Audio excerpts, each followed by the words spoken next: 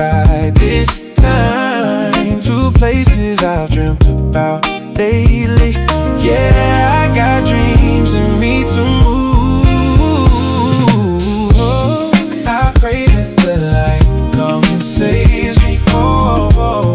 Cause I swear I would take that ride this time to places I've dreamt about lately. Oh, I got dreams in me to move. Oh, on my mind, I want. On my mind, I want. On my mind, I want for you and me, yeah. On my mind, I want. On my mind, I want. Oh, oh, oh, oh, oh. On my mind, I want. On my mind, I want. On my mind, I want for you and me, yeah. On my mind, I want. On my mind, I want. Oh, oh, oh, oh,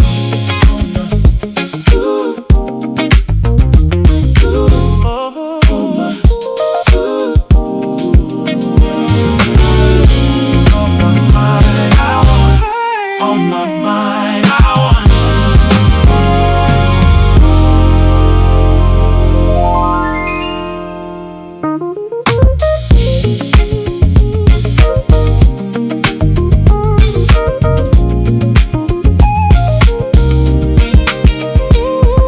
On my mind, on my mind.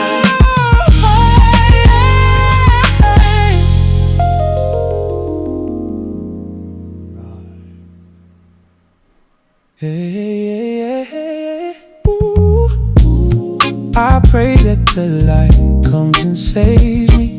Whoa, cause I swear I would take that ride this time to places I've dreamt about lately.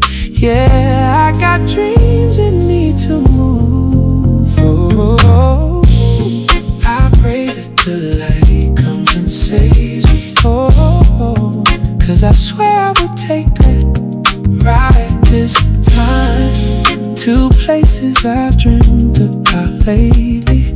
I got dreams in me to move. On my mind, I want. On my mind, I want for you and me, yeah. On my mind, I want. On my mind, I want.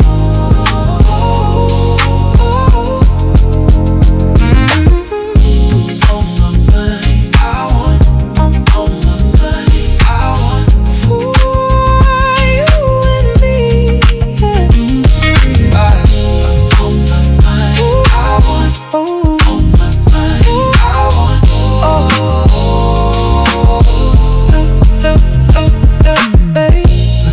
I pray that the light comes and saves me. Whoa, cause I swear I would take that ride this time to places I've dreamt about lately. Yeah, I got dreams in me to move.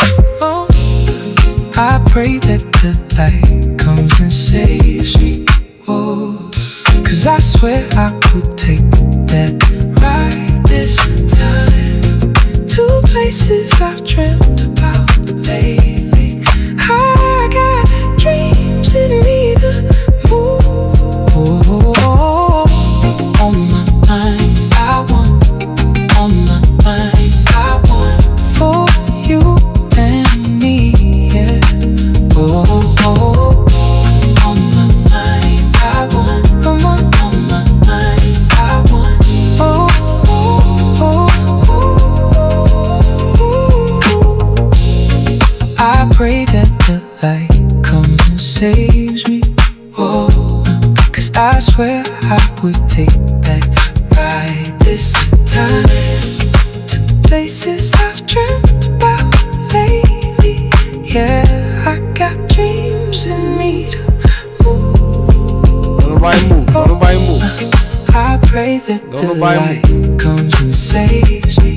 Oh,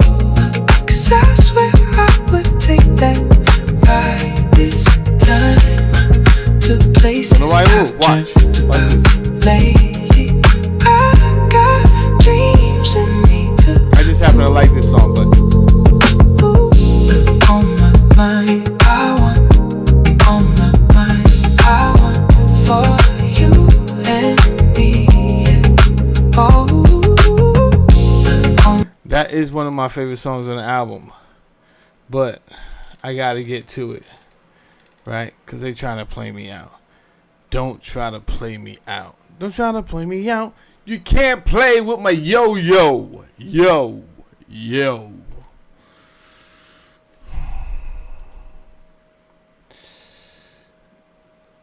You can't play with my yo-yo. Don't nobody move. Don't nobody move. I got something. That's how they want to play. We can play that way too. Hold up. Make it big. That's what she said. That's what she said. Make it big, Poppy. Event 201. Why weren't we paying attention? Oh! Why you bringing up old stuff, Saladin? This happened. Yo, what is this video about? I thought it was. Yo, shut up. It's Friday.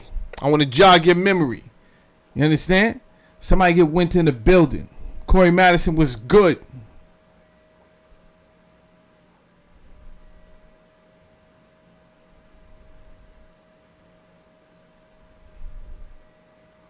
Everybody stick around. Don't nobody move. You know what? I got one better. Hold up. I got one better. Oh yeah. That's what they want to do. Alright. Then we could do that too.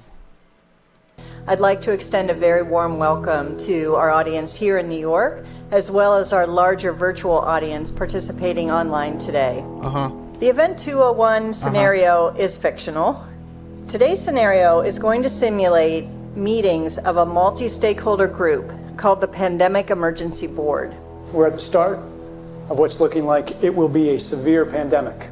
And there are problems emerging that can only be solved by global business and governments working together. There's been some conspiracy theories that are around about the potential that pharmaceutical companies or the UN have released this for their own benefit. And maybe this is a time for us to showcase some cases where we are able to bring forward some bad actors and leave it before the courts to decide whether they have actually spread some fake news.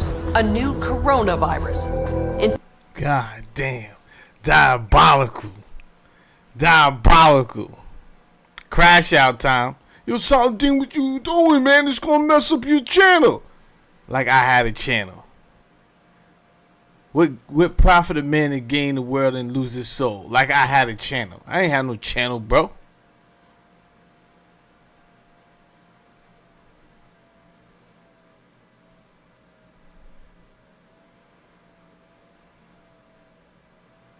Rock us to sleep. Rock us to sleep. You know, it amazes me when I talk to smart, intelligent people, but they don't mind being rocked to sleep. I say, damn. Either they doing it to protect themselves, right? Because they wanna stay under the radar, and they're like, yo, no. I don't believe in all that conspiracy theory jazz.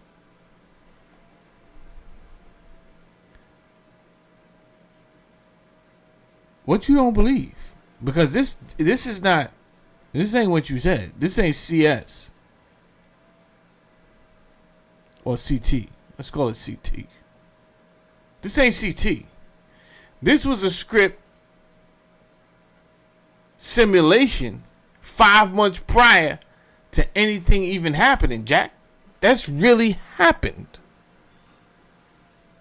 What is it? It's not a lot for you to believe. Affected people got a respiratory illness with symptoms ranging from mild flu-like signs to severe pneumonia. In related news, a significant demand for personal protective equipment like N95 masks and gloves are on the rise. Patients are overwhelming healthcare facilities. People are avoiding public spaces out of fear of infection and in compliance with public health recommendations. Our U.S. affiliate has just released polling. Nah, I don't mean it like that, Corey Madison, man. I love you guys. Nah, I don't mean it like that. There's censorship going on. You know what I'm saying? You guys are the lucky ones that they allowed to come through. Or I'm lucky, or either way. You know what I'm saying? Like, they allowed to find my channel. But the stuff I really want to express, I want to talk about a lot of different things. But they only let me talk about a little bit of things. And that's why I say I don't got no channel if I can't talk about everything. But I don't do dope. And I'm not about to sit here and drink. So my crash out is different. You understand me? My wife and child left the house. I crash out and just say what I want to say on YouTube until YouTube kick everybody out my channel. It won't be the first time. Many of you have been here when this has happened before. Many of you have seen them do a bunch of stuff. Shut down my channel mid-sentence.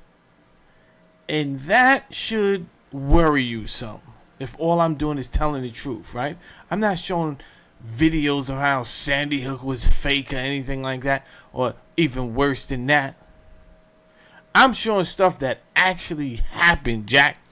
Results on public expectations for a vaccine, and 65% of those polled are eager to take the vaccine, even if it's experimental. I am not optimistic about having the vaccine in time to be relevant during this pandemic. With enough money and political will, anything is possible. Penalties have been put in place for spreading harmful falsehoods, including arrests. If the solution means controlling and reducing access to information, I think it's the right choice. The world.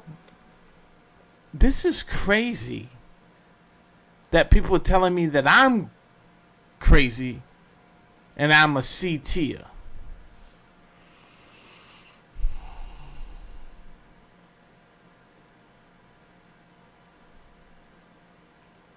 Marcia Wilson, what's up? Saw large-scale protests and in some places riots. This led to violent crackdowns in some countries and even martial law. The public lost trust in their respective administration. Economists say the economic turmoil caused by such a pandemic will last for years. The societal impacts, the loss of faith in government, the distrust of news, and the breakdown of social cohesion could last even longer. We have to ask, did this need to be so bad?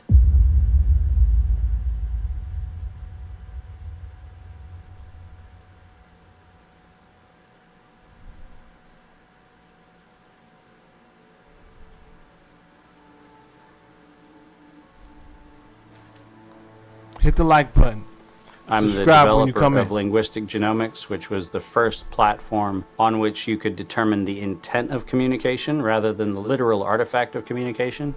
But we've also used that technology for a number of other applications in defense and intelligence and finance, and most notably in the early 2000s, my company was responsible for bringing down what was at the time one of the largest tax frauds in US history.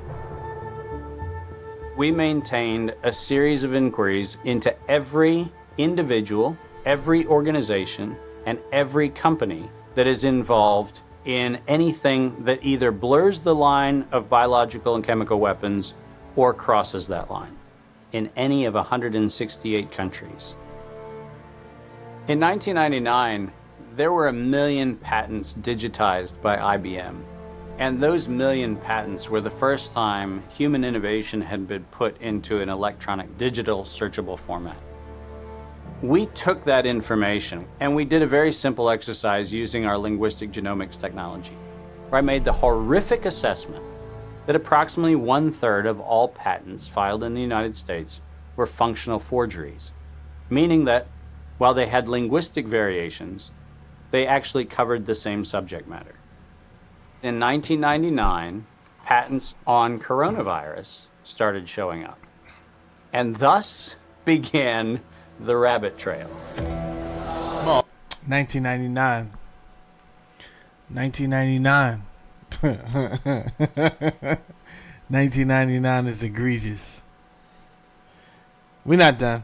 I just want to check something.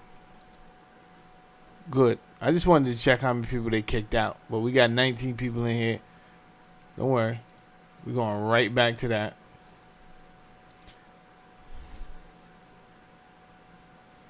Don't you worry. Let me bring the chat back up. March 2003, panic grips Hong Kong as a deadly new virus sweeps through the city. In 2003, the Center for Disease Control saw the possibility of a gold strike, and that was the coronavirus outbreak that happened in Asia. They saw that a virus they knew could be easily manipulated was something that was very valuable, and in 2003 they sought to patent it. And they made sure that they controlled the proprietary rights to the disease, to the virus. Yeah, I guess so, Frankie. Well, that's France. I was trying to do the math to show you how poor I am. I didn't want to be wrong. But yeah, that's 20 years before, right? So that tells you how much they know and have that we don't know and have, right? Because I didn't know. Well, the furthest I can date back. No, that's not true. I was about to say nanotechnology, and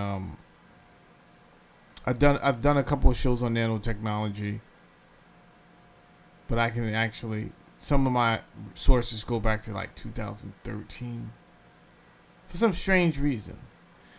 My point is, they work on a lot of this way before they announce it. And I'm going to tell you something. Having worked in IT, the only reason that you have access to AI, the only reason you have access to AI is because they needed your participation for information. Because the way AI grows and learns is it needs a lot of information and data sets to go off of. What better way to get the data sets than to just give you guys, give it to you and let you play around with it. But they could come back and snatch it back at any time, dumb it down at any time, tweak it on the fly, right? So just like when the internet first dropped and you was like, some people was doing whatever. Some people was looking up cooking videos. Some people went straight to the NWO, right? And started looking up all type of things. And I was in that movement there. I was young. But, you know, this is dial-up days. This is when AOL was on a disc. And I had one friend who just got out of prison and he had reformed his life. And he was a badass when he went in, and when he came out, he was a changed man, talking new business. And he knew all this stuff about what was going to happen. And again, this is like 1999, the Dead Ass series. This is right around 1998, 1999 that this happened. And he put me onto so much stuff, man. And then he said, yo, I'm about to disappear. And he did. Like Master Farad Muhammad. He just bounced. He was like, you're not going to see me again. I'm like, what? He was like, I'm going under the grid. He went off the grid. Shout out to him. But he taught me a lot before he went off the grid. And to its detection and all of the measurement. I'm sorry. Somebody write that down. 7776521. What is this? Corona isolate. I just stopped here on accident. I wasn't even looking at this patent. Corona isolated from humans. Disclosed herein is newly isolated human coronavirus. The causation agent of a severe acute respiratory. Also provided are the nucleic acid sequence. Yeah, nothing to see here, I guess, huh, folks? Everything's on the up and up. What are you talking about? Biological weapon. Oh, are you one of those conspiracy theorists, see? Huh? Oh, man, you're talking crazy, man. Of it. We know that Anthony Fauci, that Ralph Baric, that the Center for Disease Control, and the laundry list of people who wanted to take credit for inventing coronavirus were at the hub of this story. From 2003 to 2018, they controlled 100% of the cash flow that built the empire around the industrial complex of coronavirus. The World Health Organization has officially named the novel coronavirus the novel coronavirus outbreak. The World Health Organization has declared an international public health emergency. While we know that the coronavirus manipulation started with Dr. Ralph Baric in 1999. The major characteristics of SARS, MERS, and SARS coronavirus 2. It's a good way for Ralph Baric is the researcher at the University of North Carolina, Chapel Hill, who is famous for his chimeric coronavirus research. In 2002, there was a recognition that the coronavirus was seen as an exploitable mechanism for both good and ill. On April the 25th, 2003, the U.S. Center for Disease Control filed a patent on the coronavirus transmitted to humans. Under 35 U.S. Code Section 101, nature is prohibited from being patented. Either SARS coronavirus was manufactured, therefore making a patent on it legal, or it was natural, therefore making a patent on it illegal. If it was manufactured, it was a violation of biological and chemical weapons, treaties, and laws. I think that's pretty understandable, what he just said. Do I have any people in the house that disagree with what he just said? He laid it out pretty simple to me. If it was natural, filing a patent on it was illegal. In either outcome, both are illegal. Hello, who's our skeptics in the house that are dealing with cognitive dissonance, hard time believing what they are seeing? Why would the government do that to me? Are you one of those people? I never took you for the type. Oy vey. In the spring of 2007, the CDC filed a petition with the Patent Office to keep their application confidential and private. They actually filed patents on not only the virus, but they also filed patents on its detection and a kit to measure it. Because of that CDC patent, they had the ability to control who was authorized and who was not authorized to make independent inquiries into coronavirus. God damn, that's cold-blooded. You cannot look at the virus, you cannot measure it, you cannot develop a test kit for it. And by ultimately receiving the patents that constrained anyone from using it, they had the means, they had the motive, and most of all, they had the monetary gain from turning coronavirus from a pathogen to profit. Developing and owning a coronavirus vaccine has become a biotech arms race with political overtones. This vaccine gold rush is starting to bother me. Gold rush. Let's keep that in mind. And so somewhere between 2012 and 2013, something happened. The federal funding for research that was feeding into places like Harvard, Emory, University of North Carolina, Chapel Hill, that funding suddenly became impaired by something that happened at the NIH, where the NIH got this little tiny moment of clarity and said, I think something we're doing is wrong. And in 2013, the NIH said, gain-of-function research on coronavirus should be suspended. The National Institutes of Health had a moral and social and potentially legal reason to object to research. But the letters that were sent to the researchers essentially said, you are receiving notice that we're telling you to stop. And now on the bottom of the page, we're going to clarify what stop means. Keep going. But when the heat gets hot in 2014 and 15, Friends, I don't know how they knew. And I was supposed to speak about this weekend on the House of Consciousness, but I'm not in a good frame of mind. I barely am in a good frame of mind to do this, right? And this is why I'm doing this. I usually don't do this, which tells you I'm a little bit off right now.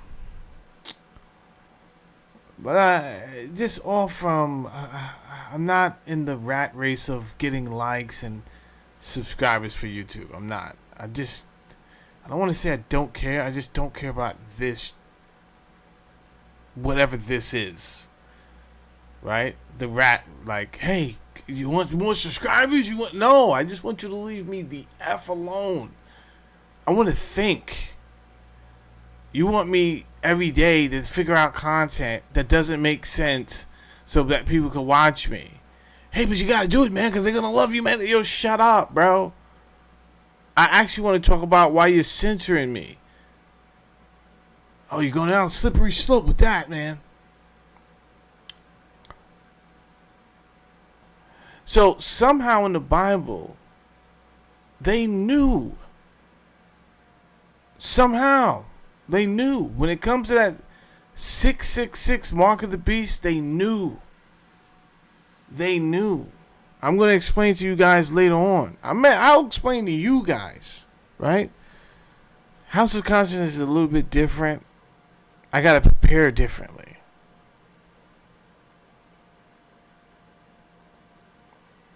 But if I'm just explaining to you guys, I think I got enough energy for that. But I'm telling you, because they knew that 666 would be the mark of the beast, and if you don't know what 666 is, I'm going to explain it to you. But because they knew that, it makes me believe that we figured out time travel.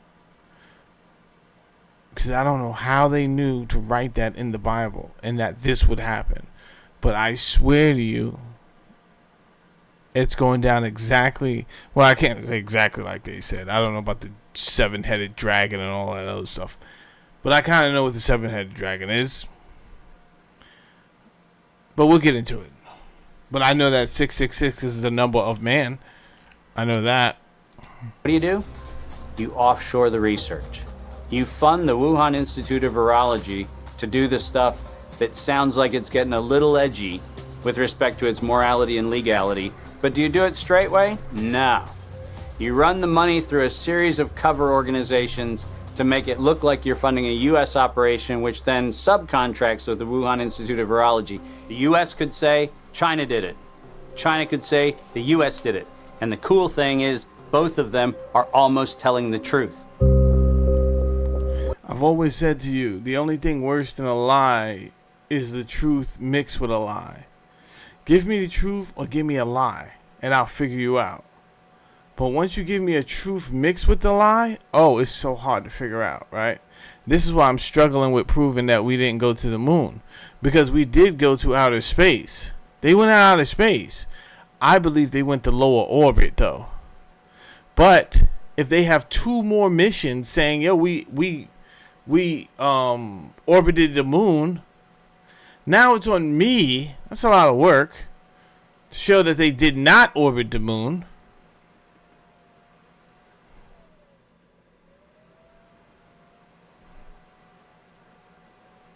I'm close, but I'm not there yet. I'm not there yet.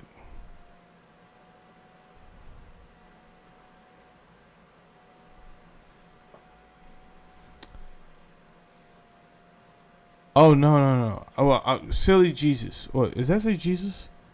Yeah, it says silly Jesus. Silly Jesus, I don't want to read your comment out of context.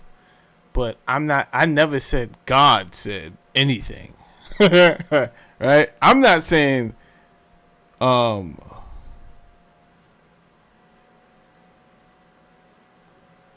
said anything.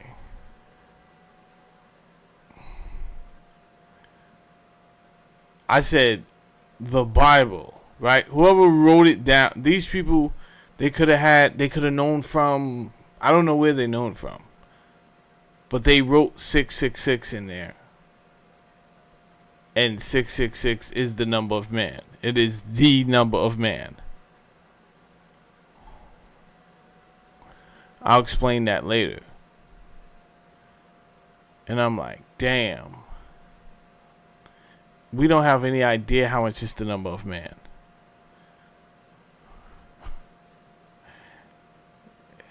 It's not only the number of man, it just so happens to be the number that can connect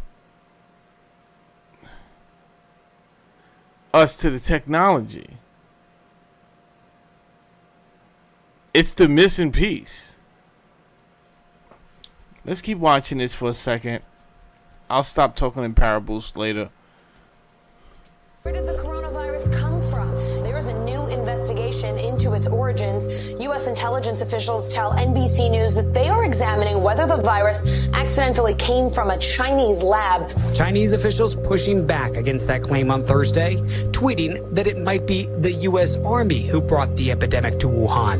I was the first person in the world to look at an epidemic and study its characteristics and prove that it was due to biological warfare and was not a natural occurrence. So I published that 28 years ago. Early in this pandemic, I did not think the coronavirus was a natural occurrence from bats. I feel quite convinced that this was a laboratory-designed organism.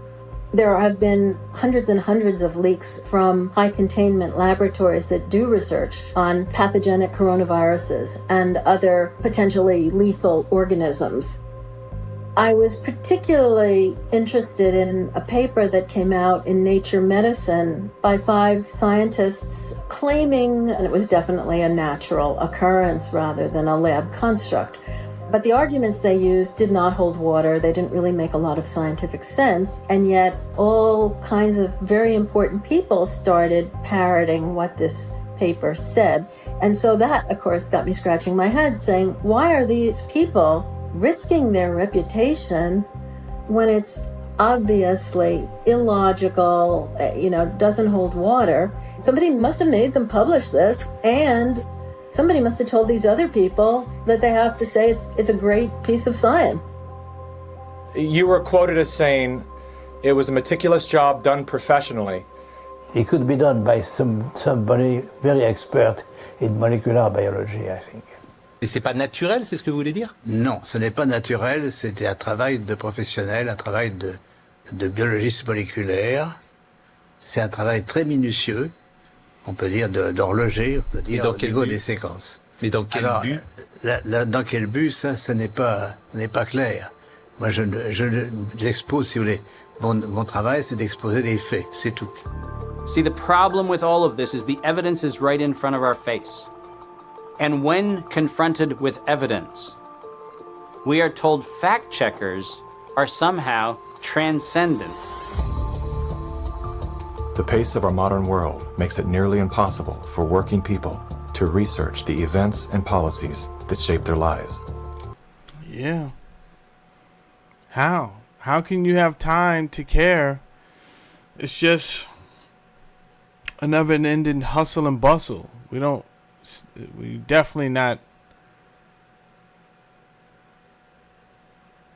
sitting around living off the land per se anymore.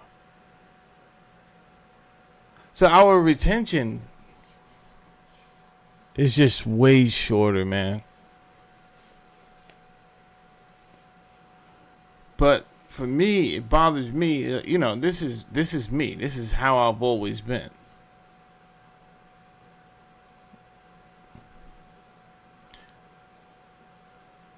So because it's not anything new, trying to get me to not focus on these things is actually now you're throwing me off, because you didn't have to do, like with me, if you do that, like that is my every day. I'm trying to figure out the answers to these things, but you don't want me to look at these things, which makes me pay attention to it even more. When seeking answers to life's most pressing questions, where do we go first? Google. Enter the subject, hit go, and there it is. Only what they want us to see. Right. In today's culture of copy and paste. Right. Only what you want me to see. I hate that. And now just like Uncle Andy said, AI is the same way. So don't think because our AI did. AI is a liar. So they got to AI. Anyway, your AI, they got to that. So you got to learn how to use it in a way that it could lead you to the answer. Never mind it giving you the answer. That's the jig is up on that.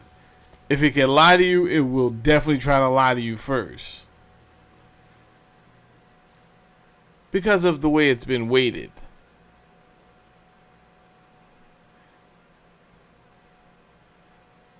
And everything has changed on the internet. Like, there's things that you just can't find on the first page, second page, third page, fourth page. That used to be the trick, right?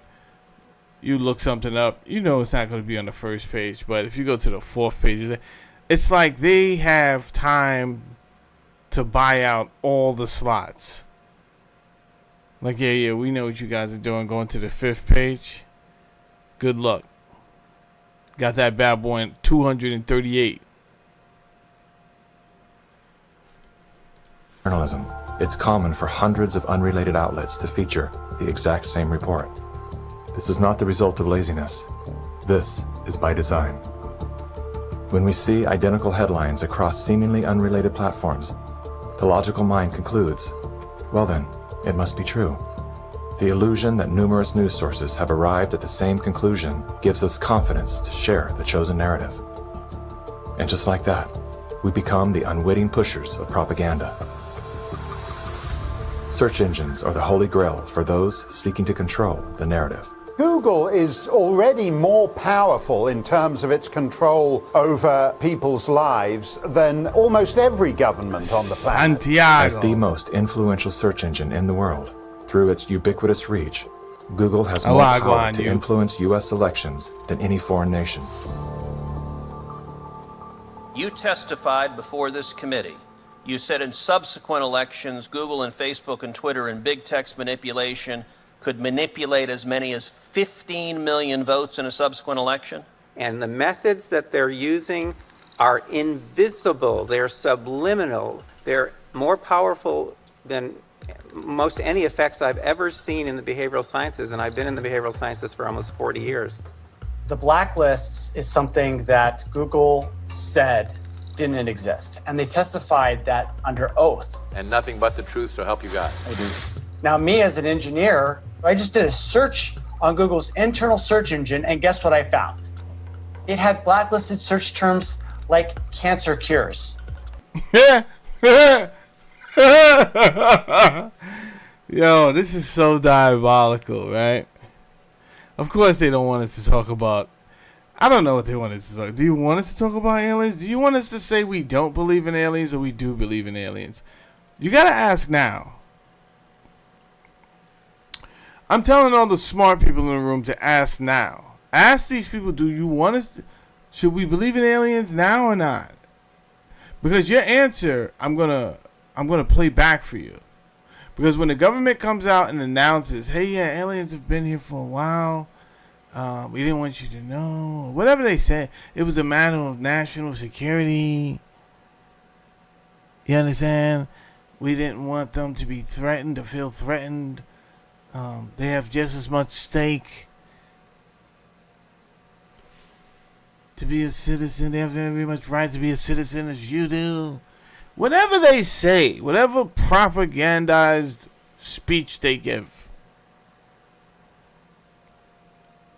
I want to know, I want to look at the faces of all the people who looked at everybody else crazy when they said, no, the aliens been here.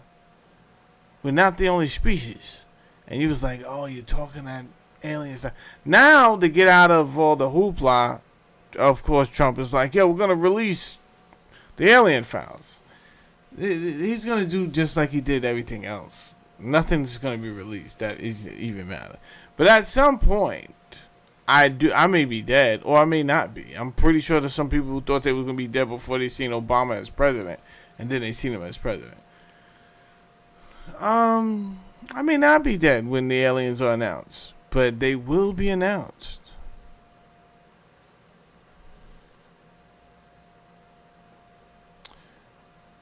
Jimmy, remember they was getting ready for the blue beam? And then they didn't. I don't know what happened. I don't know if they caught cold feet. I don't know what happened.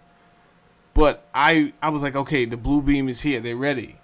This is when they had all the drones. When they first started putting all the drones in the sky. First, it was just in Jersey, right? My doctor called me out to his house. I told you guys. And he's like, yeah, you got to come out here. And I went down to his house in Jersey. Sure enough, he's like, you got to come on a Friday night in there. This is back then before the news hit. And his wife came out, and then they was like, yeah, there's one. And I thought they were planes at first. And then slowly but surely, I was like, holy smokes, bro. Why are they just over your house, though? Like, are you hot right now, bro? Is this a setup? I got an ounce in the car. Is this a big elaborate scheme to bring me down? Jesus, Doc, what are you doing?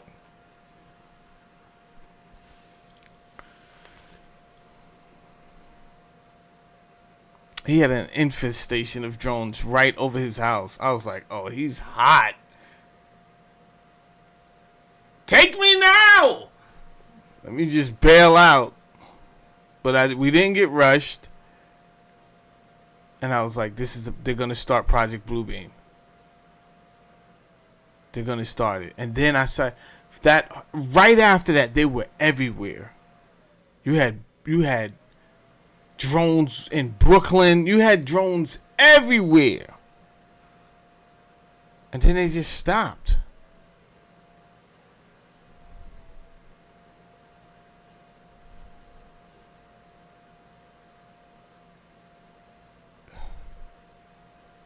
Then they just stopped with the drone business.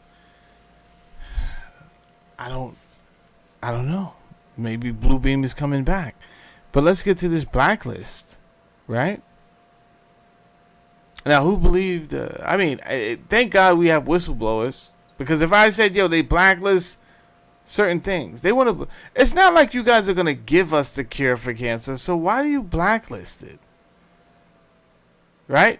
Why is it that everything we look up that we know naturally can slow cancer or eradicate it, you have a blog that says, oh, if you take this, it's going to give you more. It's going to give you something crazy. It's crazier than cancer. No, don't take that. That will speed up the cancer. Our scientists have verified that will actually speed up. If you take too much of that, that's poison. That's cyanide in that. You don't want that. No, our scientists say that eating too much of that fruit, it's a regular fruit.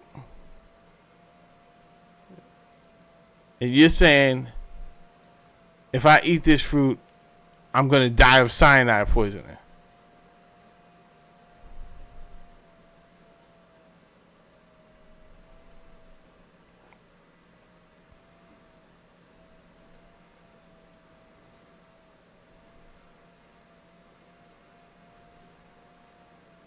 Blacklisted phrases. Las Vegas shooting.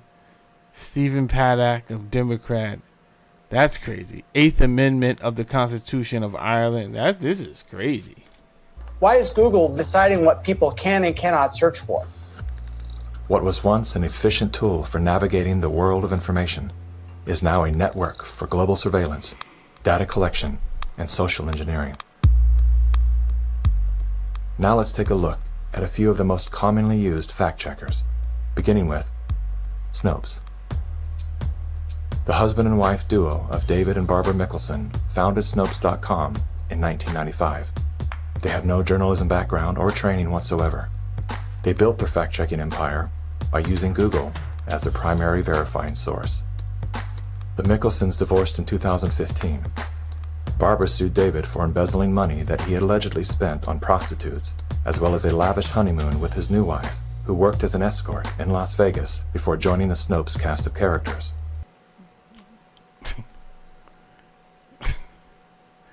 I don't know whether to say good for you, David, or not.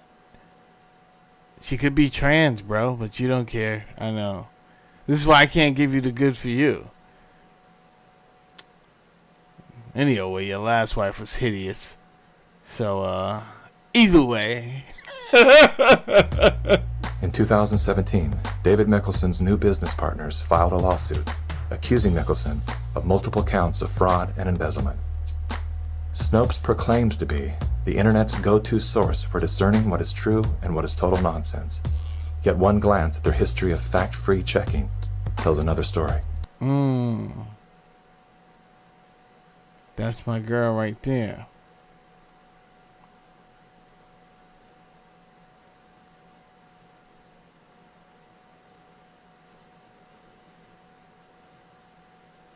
Maybe if they don't shut us down, Uncle Andy, we watch that tomorrow. Huh? I don't care.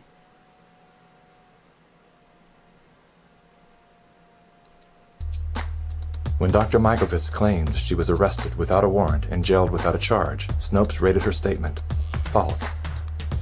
Had they bothered to explore the arrest documents, they would have seen that indeed there was neither a warrant nor signatures to officiate a charge, a fact that I confirmed with members of Dr. Mikovits' legal team. Was there a search warrant? No.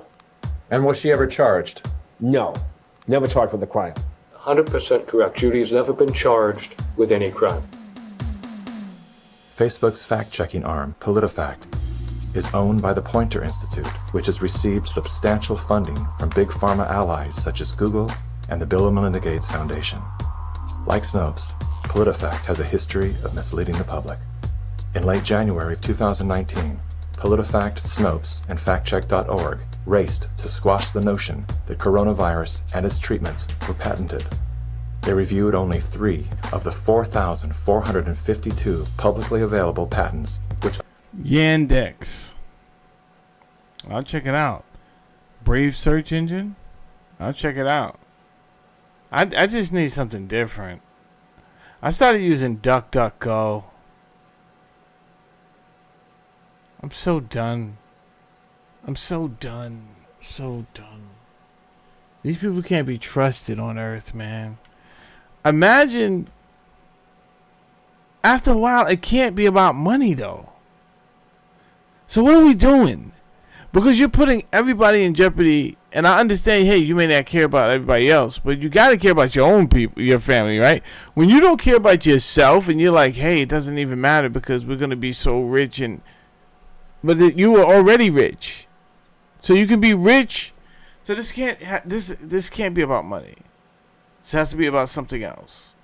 Total domination.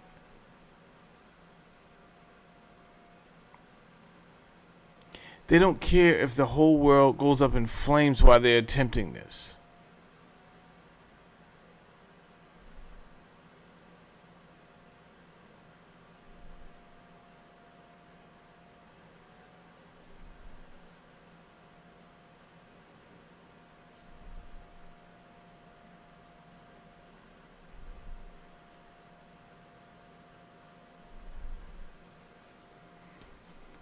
unmistakably. And let me tell you something. This movie was on my computer, and I couldn't find it, and I forgot the name of this movie. Then I remembered the name of this movie, and I went online to try to find, like, I was searching some things. Then I was like, oh, Band Together. So I went to go look this movie up. Do you know that they put money, and when I say they, I don't know who did it, but someone put money together, and when you type in Band Together, hold up, you guys got time? Do we have time? As if we have anything else to do. When you put in Band Together,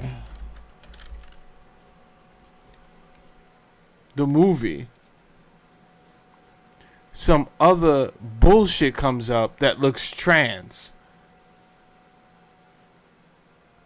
It says Band Together, a diverse cast of visionary teenagers stirring public protests, private threats, criminal charges, and drama-filled school board meetings. What the fuck is this? This is not Band Together.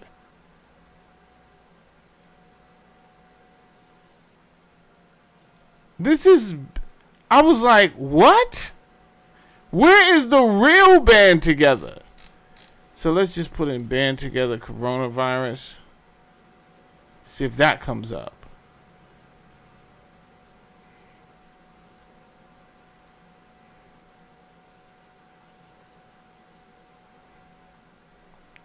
What's this?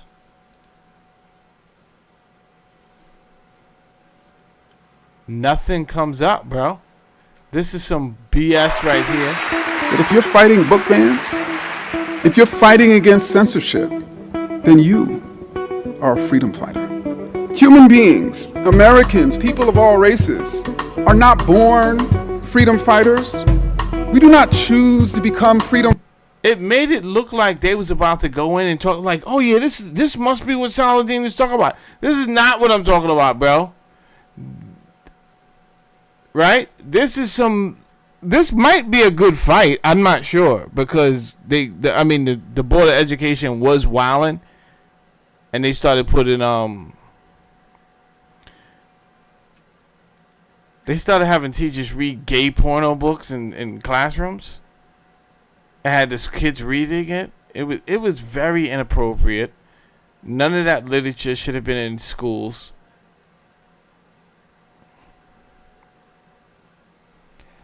I believe they probably do things to see how far people are going to go before we just go out and riot straight up.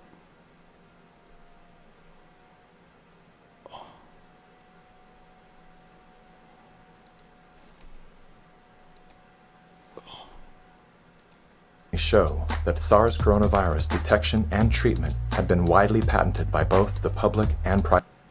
Oh yeah? The red flag is gone? Hold on, let's check. Let's check and see what's going on. Uncle Andy says they might be coming for us. We're at 14 people, Uncle Andy. Somehow they're still letting us rock out. 19 to 14 is not that... It's not that bad.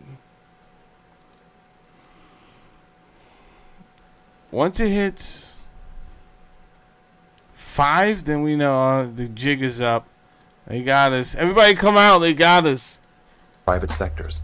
Facebook's founder pledged to the WHO, saying they would remove false claims and block exploitative ads. They're working with the World Health Organization and with the NHS, so they have a hotline, if you like, from those official sources.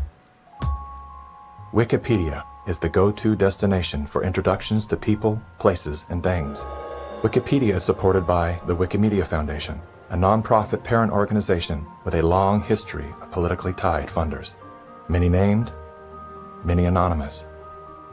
What exactly does a Wikipedia donor receive in exchange for their generosity?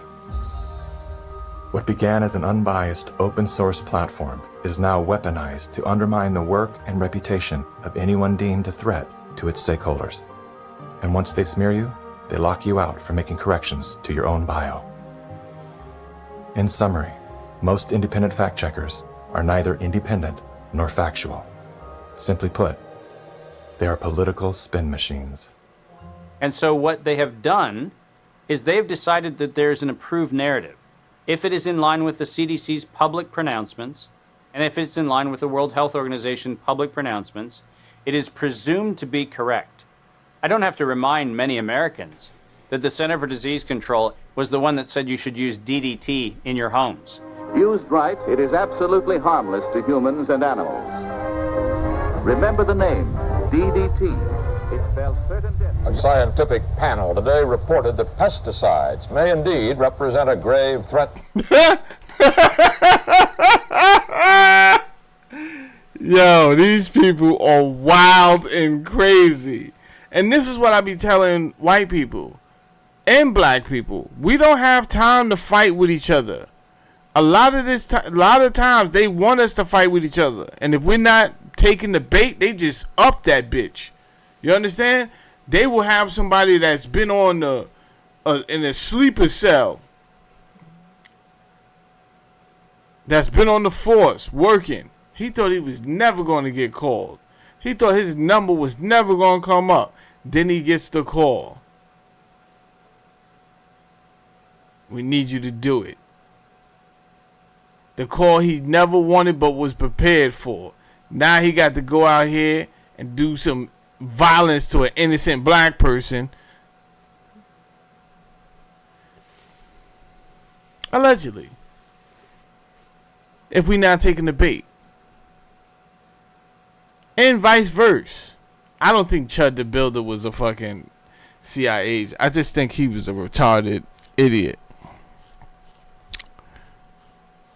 But the thing is, Chud may not have been a CIA agent, but then you have people who will bail him out just so that black people could get pissed off, right? So it makes it like, oh, you white people. No. Don't say you white people. That's just this jackass and his jackass friends, right? We can't fall for that shit because, like I told white people, the same thing, they don't give a fuck about us, and you know it. You see it. But you like, yo, I can't help y'all because it don't look like y'all helping yourselves.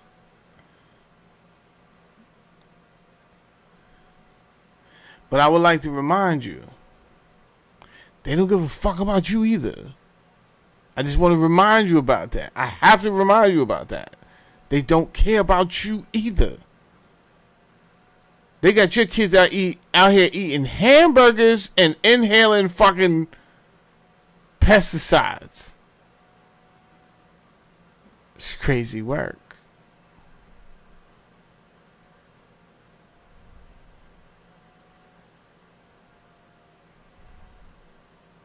That part too, Huey.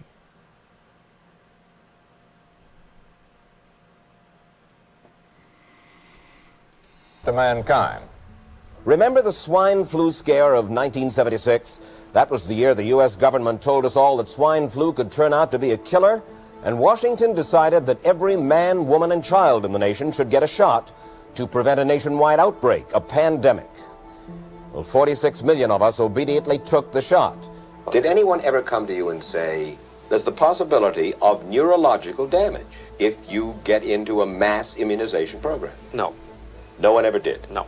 I can't believe that they would say that they did not know that there were neurological illnesses associated with influenza vaccination. That simply is not true. We did know that. Then he's lying. I guess you would have to make that assumption. Then why does this report from your own agency list neurological complications as a possibility? You didn't feel it was necessary to tell the American people that information.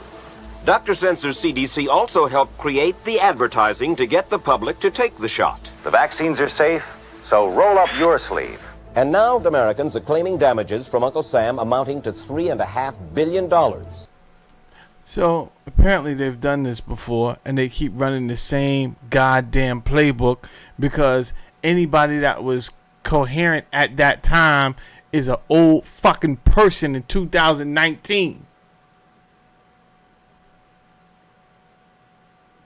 They don't got time for this shit. Live out their days in peace.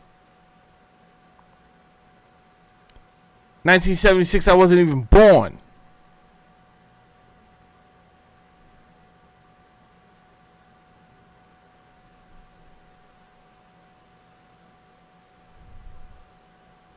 Same playbook.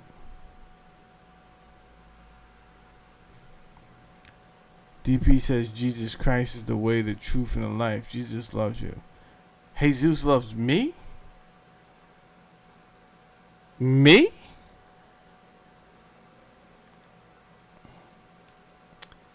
Gay! By far the greatest number of the claims, 2/3 of them, are for neurological damage or even death. There are serious concerns tonight about how well the CDC controls dangerous germs at its own labs after yet another safety lapse.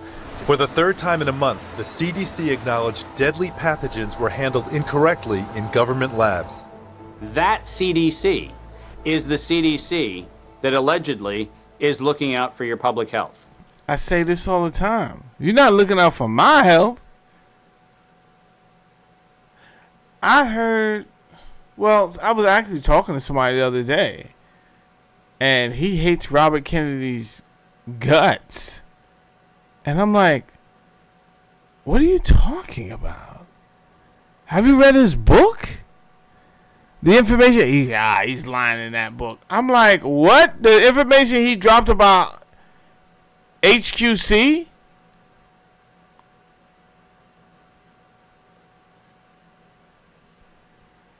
He's not lying about that. That is public record that anybody could just look up when they pulled it off the over-the-counter.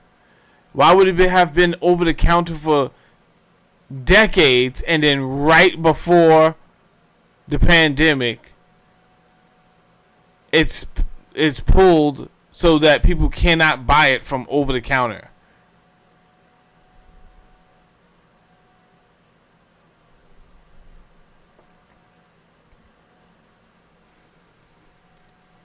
When we start with the assumption that the official dogma has to be the objective standard, then what fact checkers look for is a piece of published media that confirms the statement made by that particular organization. And then debunkers and conspiracy theorist blower-uppers come in and say, we're going to make this thing clearly the scam that it is. Every media outlet that is in the public media right now has planted evidence, and they have re-ranked pages. So if you look today at face mask wearing, and if you look today at social distancing studies, you will see the studies that used to be number 1, number 2, number 3 on the pages of PageRank search don't exist anymore.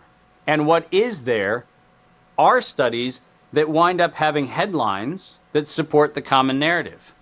They're planting evidence. I just showed you that.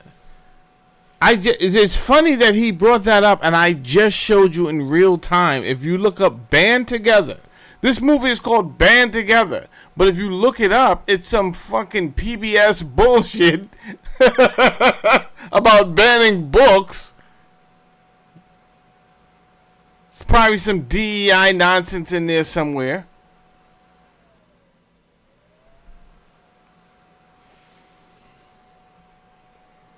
This is wild. To back into the narrative of the story that they're looking for. Because it turns out that after every single effort to disrupt the electoral process has failed, you suddenly have nature's gift. COVID-19. You're going to be hearing more about advanced guidelines. Because if you can keep people from assembling, guess what they're not talking about? They're not talking about the issues of the campaign. If you can keep people in their homes, the only source of information that you can have is what you curate for them. Now I know how to target my electorate. They're in the only place I allowed them to be, being fed the only message I'm allowing them to hear, through a media that I control.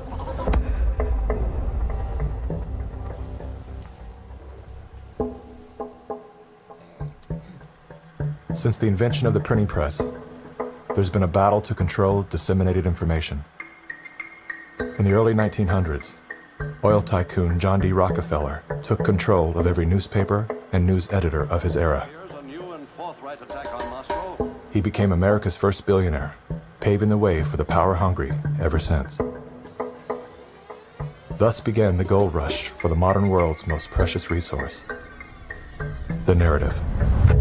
Do you have any people being paid by the CIA who are contributing to a major circulation American journal? During a Senate committee investigation, it was revealed that the CIA had been conducting a covert operation to infiltrate and control U.S. media. They called it Operation Mockingbird. We do have people who submit pieces to American journals. Do you have any people paid by the CIA who are working for television networks? This, I think, gets into the kind of details, Mr. Chairman, that I'd like to get into in executive session. Over 3,000 CIA contracted and trained operatives are placed in key positions within top media outlets. Posing as editors and journalists, these well-paid actors... And yet, you have people like Professor Dave who knows how to use the language very well, and he uses to berate people and abuse people mentally, ad hominem attacks. And he likes to apply science out there. And if you don't believe in what he says, then you're an idiot, a jerk. Why would you believe in these conspiracy theories? And because the trust is gone, brother. And it's not gone for no reason at all. People have good reason to have trust issues with this government. And may I remind you of NSC 10-2 and NSC 10-5, which totally legalizes propaganda.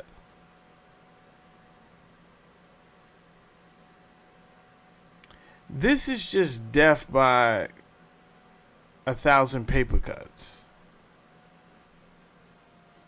Just slowly roasting us. never dared to question the effect of their lies on the world beyond their cozy studio. How often does the CIA manipulate the media in this way? It goes beyond your wildest imagination. Setting up student organizations so they could draw radical students in. 5,000 university professors co-opted to help the CIA manipulate people's minds. There she is. There she is. Look, Winter. Take my email. Because I can't do this. I got Uncle Andy's number. And I don't have your number. So when I go and speak on certain places, I realize I don't always want a freaking do a show just to announce that I'm doing a show. And yes, we do need a Discord over here, I realize. Hold on, at Gmail. And then we did have one. But we need I need to get the Discord popping again. Alright. That's my email. Just send me an email so I have yours. And then this way, if I'm ever a guest somewhere. Yeah, but don't put it here. Don't put it on here if you don't want everyone to have your email. That's why I just gave you my email. And then you can just email me. If you put it on here, everybody's going to have your email in the world. If you don't care, you don't care.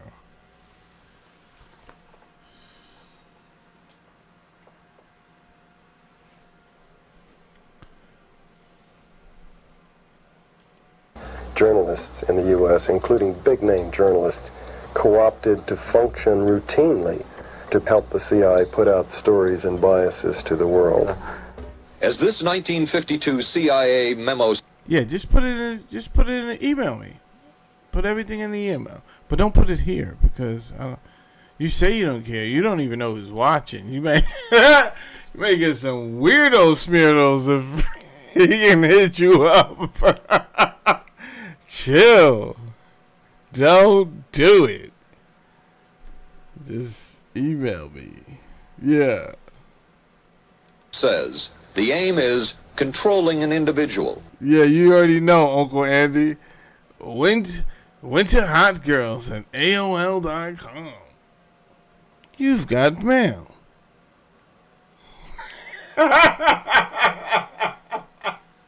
Yep. It's crazy because my grandfather will still be alive. If he was still alive, he would have that same AOL email. He wasn't budging for none of his. You understand? He didn't care about no Gmail. Oh, he thought he was hot shit. He had the computer up in his office. All you hear was huh? He's up there with the disc everywhere. Who moved my AOL disc? What?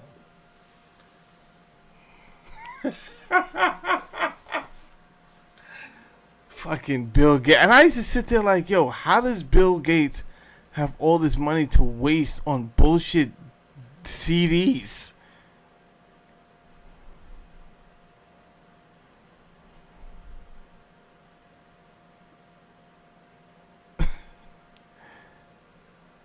You sent the CD to everybody in the world, bro? Everybody in America? Yeah, it had to be a better way. I see why you got into vaccines.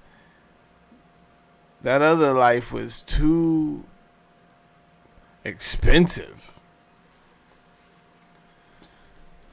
To the point where he will do our bidding against his will. It's a great brainwashing process to change the perception of reality of every American to such an extent no one is able to come to sensible conclusions in the interests of defending themselves, their families, their community, and their country. Would you say that continues today? Well, I would think probably for a reporter it would continue today, but because of all of the revelations, I think you've got to be much more careful about it.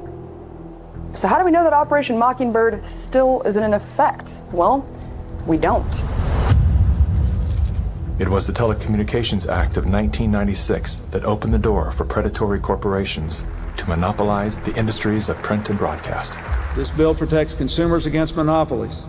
It guarantees the diversity of voices. Today, a handful of corporate empires own and control the vast majority of everything you read, hear, and watch. From the biggest movie studios, television and radio networks, newspapers and magazines, to the vast universe of internet news and entertainment sites. Little Foots, what's good with you, bro?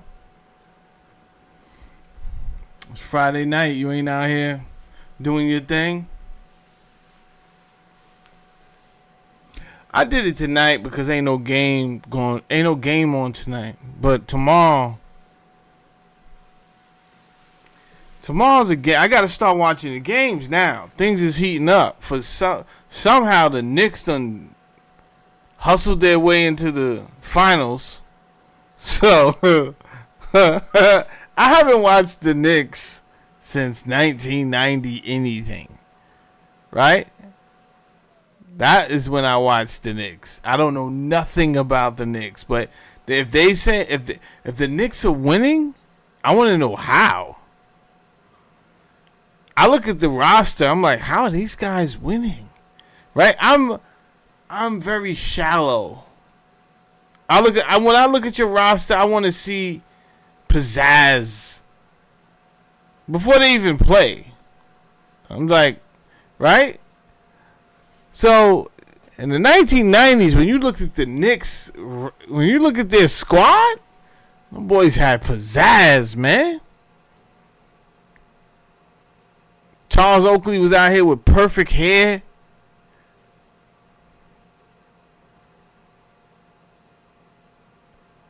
John Starks.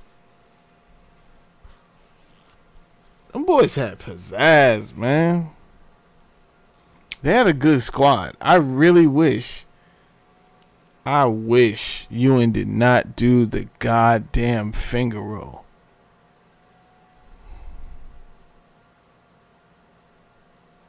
That's what they tell me, Corey. I mean, my team was the Bulls, so I am glad he did the finger roll. But at the same time, I don't understand. I don't think he understands.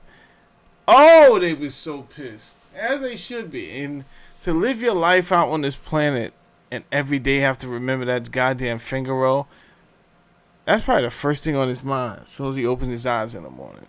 Here goes another day reliving the finger roll.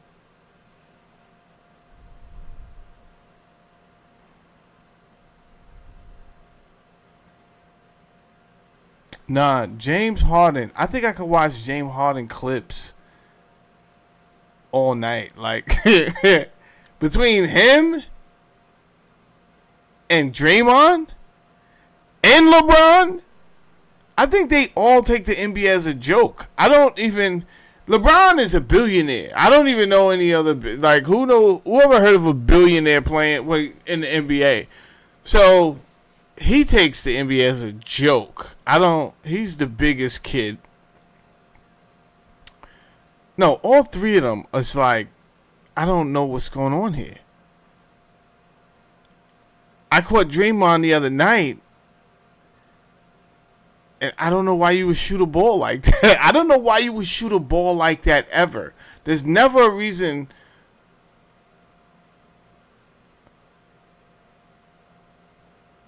for you to shoot a ball like you're flailing out of a window, and it's not a fadeaway. It wasn't a fadeaway.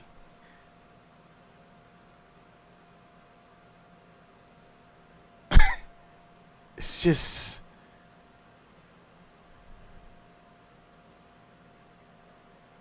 It's crazy. He says Bird was the shit. Bird was nice. Bird was nice. Nobody's saying anything against Bird. But Bird played on... Wait, Bird on the... Larry Bird? Wasn't there two Birds? Wait, Littlefoot, which Bird are you talking about?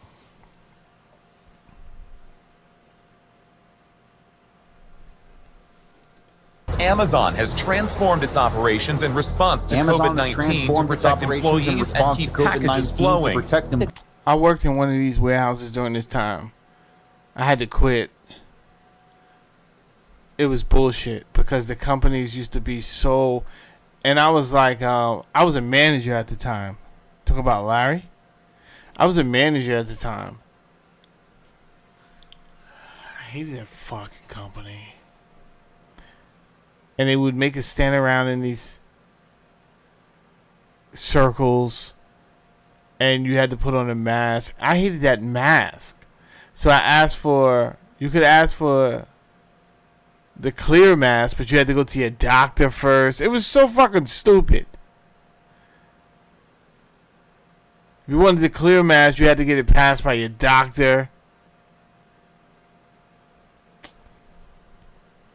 Company is keeping its employees safe and healthy while still delivering those packages to your doorstep. Keeping its employees safe and healthy. Company is keeping its employees safe. The company is keeping its employees safe. Millions of Americans staying at home are relying on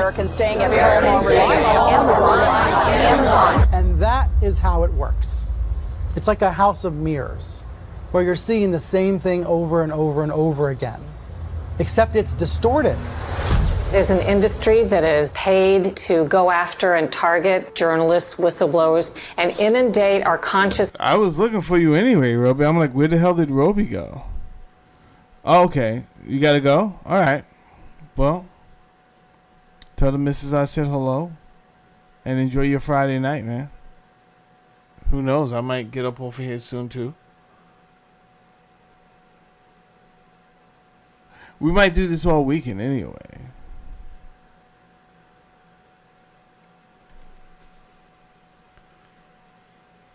I like to talk about different things. I can't just talk about one thing all the time.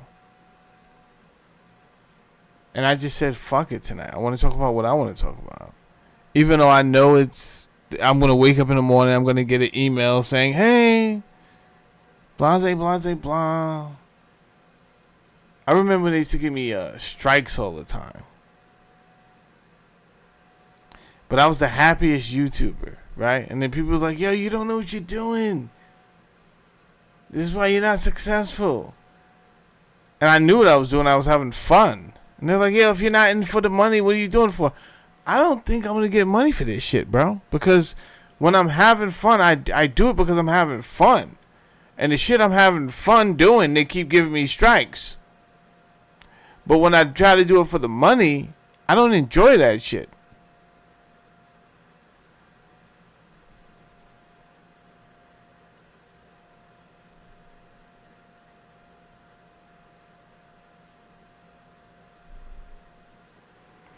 I also don't like doing what they want me to do, right? So you got all these stupid ass distractions out here, and they're like, "Hey, Charlene, just choose one," right? You could talk about Chud the Builder,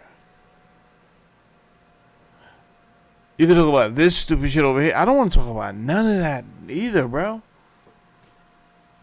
Okay, Judd the Builder called some people nigger. Now you want me to infuriate my people to get out here, race bait them so they can go outside and shoot another white person so we can... No, I'm not doing none of that shit, bro. Stop. I'm not doing it.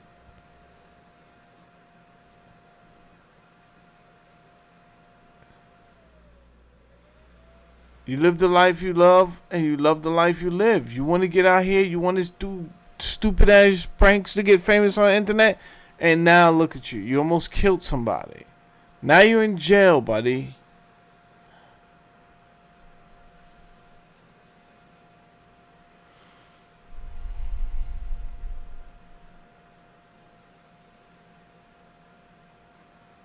It's just a lot.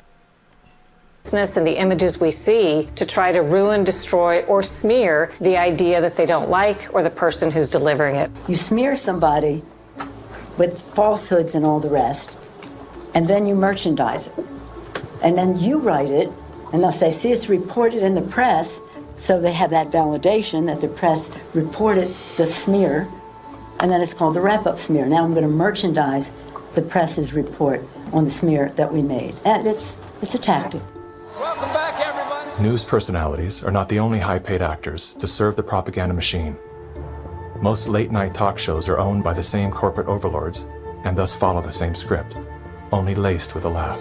Our main story tonight concerns conspiracy theories. Last Week Tonight with John Oliver featured a skit entitled Coronavirus Conspiracy Theories. Like the claim that the moon landing was faked. First thing to note here is that Mr. Oliver opens with commentary about conspiracy theories that are completely unrelated to coronavirus. This is a standard tactic used by propagandists to set a tone so that anything that follows will be seen through the lens of absurdity. Plandemic, a pseudo-documentary filled with a hodgepodge of conspiracy theories. Mr. Oliver then does his best to debunk Dr. Judy's claim that she was arrested but never charged with a crime. She was absolutely criminally charged. This was not an oversight, but a blatant lie. Prior to the taping of this episode, Mr. Oliver had the official arrest documents that clearly prove that Dr. Judy was never charged with a crime. Mr. Oliver then attempts to debunk the idea that a beach, aka nature, holds any value in boosting our body's natural immune system. Instead of challenging the point with science, he kills it with a smear. Everything that you just said is insane. Television is not the truth. We deal in illusions, man. None of it is true. But you people sit there day after day, night after night, all ages, colors, creeds. We're all you know. You're beginning to believe the illusions we're spinning here. You're beginning to think that the tube is reality and that your own lives are unreal. This is mass madness, you maniacs. In God's name, you people are the real thing. We are the illusion. So turn off your television sets. Turn them off now. Turn them off right now. Turn them off and leave them off. Turn them off right in the middle of the sentence I'm speaking to you now. Turn them off. In 1979, the world decided that we needed the Bayh-Dole Act because we needed to reform our patent system. And one of the modifications was we allowed recipients of federal funding to patent and retain economic interest in the research that the public paid for. You get a $5 million grant from the taxpayer, and then you get to charge the taxpayer a premium for the technology they paid to develop. Pfizer's going to get nearly $2 billion. Moderna receiving $438 million in taxpayer money. And yet both companies have said they will not sell the vaccine at cost. They're going to make a profit on it. Thank you, man. Should pharmaceutical companies profit off this vaccine research that taxpayers have helped fund? And the Bayh-Dole Act failed the American people because rather than standing on the shoulders of giants, we now kneel at the feet of greed. My systems flagged anomalies when I started seeing nonprofits and corporates and cover financing for coronavirus programs in the late summer and fall of 2019. Our first red flag came out when we read the World at Risk scenario. Now, there is an organization called the Global Monitoring Preparedness Board. This organization is a part of the World Health Organization, and this board includes Dr. Elias from the Gates Foundation and Anthony Fauci from NIAID. These two individuals, plus the director of the Center for Disease Control in China, come out with a recommendation that says that by September 2020, 2 global pandemic preparedness exercises have to be completed. And one of them has to be done on the release of a respiratory pathogen that then gave rise to an October event, Event 201. On behalf of our partners in the Bill and Melinda Gates Foundation, Event 201 took place 5 months before COVID-19 was declared a pandemic. The participants of the event are some of the same people that are now deeply involved in the real pandemic and profiting from it as well. Event 201 was a scripted, multi-camera, live event that was broadcast globally via the internet. An event of this complexity and magnitude would take months to write, prep, and produce, placing the conception date at least 1 year prior to the actual pandemic. There is no question that there will be a surprise outbreak. Anthony Fauci knew as early as January of 2017 that we would see an outbreak before the end of 2020. Even Bill Gates, a man with no medical training, knew it was coming. If we start now, we can be ready for the next epidemic. Every single thing that you have seen play out in front of your eyes, all of them laid out in their tabletop exercise, which, by the way, fact checkers have said has nothing to do with the coronavirus outbreak. Just happenstance. This is that wonderful universe of improbabilities where events just co-emerge and then nature conveniently backs itself into our architecture. That's the scenario we're supposed to accept. Brilliant. Some countries have banned travel from the worst affected areas. The president has made a decision to suspend all travel to the United Kingdom and Ireland. Dis and misinformation circulating over the internet. Across the world, misinformation about the virus is being shared online. A significant demand for N95 masks and gloves are on the rise. The demand for N95 masks to prevent the deadly airborne virus has surged. We could eventually have 52 million treatment courses per year, but it will take many months to get there. We're still many months out from having something that we can really deploy to the public. And 65% of those polled are eager to take the vaccine, even if it's experimental. A new poll finds that 49% of Americans say they would get a COVID-19 vaccine should an effective one be discovered. I'm curious, who wrote the Event 201 script? If the visionaries of the event knew at least 1 year in advance what was needed, why didn't they take care of those things? Considering that Bill Gates has donated half of his fortune to make the world safer, why didn't he help to better prepare our hospitals and frontline workers? Why didn't any of the event's wealthy sponsors do something?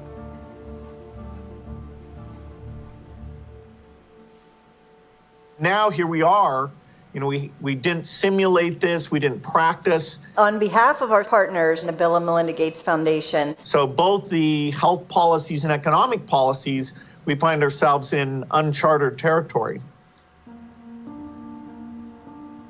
Event 201 was not the first scripted exercise to prophesize the future with astonishing accuracy. Leaders of global health and business have been seeding reality with fictional scenarios for several decades. The scenario obviously is fictional. 1 year prior to Event 201, many of the same sponsors, hosts, and actors came together to produce a tabletop pandemic simulation for a fictional virus they branded Clade X. 1 year to produce a vaccine for this is too long. We should have stockpiled, we didn't, but we're going to have to look at that vaccine question to see if we can speed up the delivery. And if we do not have the public with us, we're in big trouble. In 2010, the Rockefeller Foundation released a 54-page document called Scenarios for the Future of Technology and International Development. Page 18 features the pandemic scenario, Lockstep, a world of tighter top-down government control and authoritarian leadership, with limited innovation and growing citizen pushback. China's government was not the only one that took extreme measures to protect its citizens from risk and exposure. During the pandemic, national leaders around the world flexed their authority and imposed airtight rules and restrictions. From the mandatory wearing of face masks to body temperature checks at the entries to communal spaces like train stations and supermarkets. Even after the pandemic faded, this more authoritarian control and oversight of citizens and their activities stuck and even intensified. It's the United Nations in lockstep with the World Economic Forum. In what they are boasting will be the great reset of all our economies and of all our personal liberties. Now is a historical moment, a time. This pandemic has provided an opportunity for a reset. It is an opportunity we have never had before and may never have again. We must not miss this unique window of opportunity. Reading from the COVID-19 The Great Reset book by Klaus Schwab and his co-author, if no one power can enforce order, our world will suffer from a global order deficit. Think about that, reread that sentence. If no one power can enforce order, our world will suffer from a global order deficit. In short, we need a great reset. But how do the World Economic Forum and the United Nations intend to bring about this great reset they keep promising us? Well, they need national and state governments and other bodies to play along. And one of the key tools they are using is a 3-word slogan: Build Back Better. We will build back better from the COVID crisis. Build it back better. To come back stronger and build back better. Build Canada back better.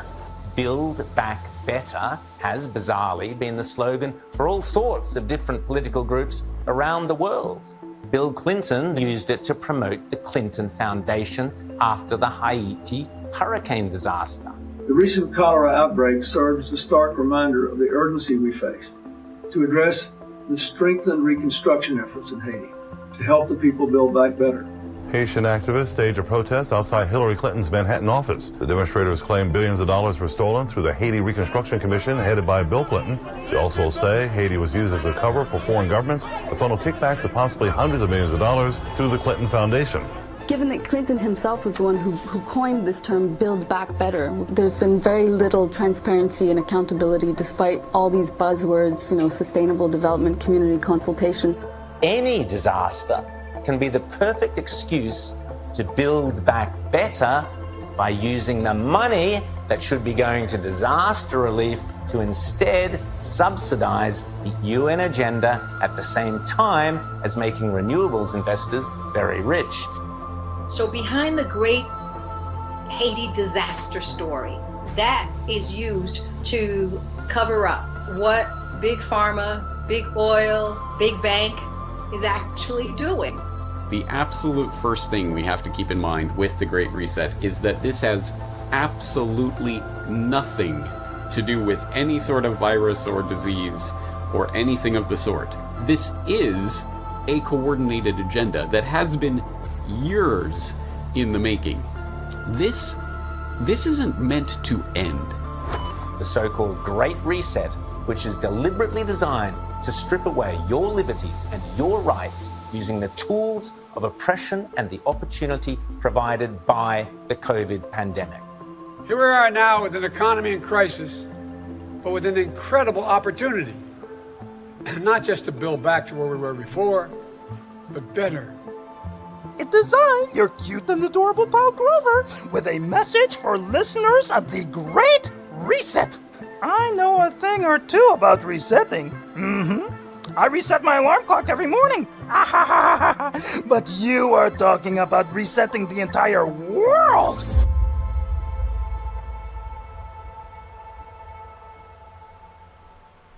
We are living in a time where leadership, unfortunately, is compromised. And by that I mean that individuals are placed in power for their ability to be influenced, not their merits of leadership. Nothing could be clearer than the leadership of the World Health Organization. The World Health Organization is the institution granted exclusive power to guide and protect the health and wellness of humanity.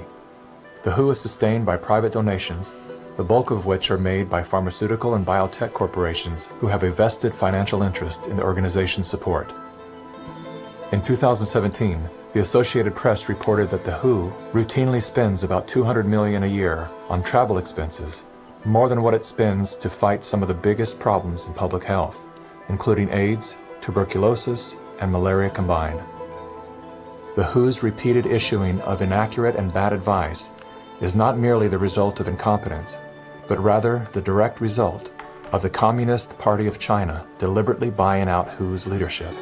On the nomination of the Executive Board, appoints Dr. Tedros Adhanom Ghebreyesus as Director General of the World Health Organization. Tedros Ghebreyesus is the World Health Organization's first Director General that isn't a medical doctor. No Tedros for WHO! No Tedros for WHO! The appointment to the organization's highest position was controversial, given that in his previous role as Ethiopia's health minister, Tedros was accused of covering up 3 major health epidemics. Tedros is no stranger to controversy. As a former Minister of Health in Ethiopia, he has been accused of an alleged cover-up of 3 possible cholera epidemics. Prior to his appointment, Tedros was a high-ranking member of the Tigray People's Liberation Front, a brutal and corrupt political group responsible for crimes against humanity, including bombings, kidnappings, tortures, and killings. How does a man with such a controversial past score the top position at the world's most influential health organization?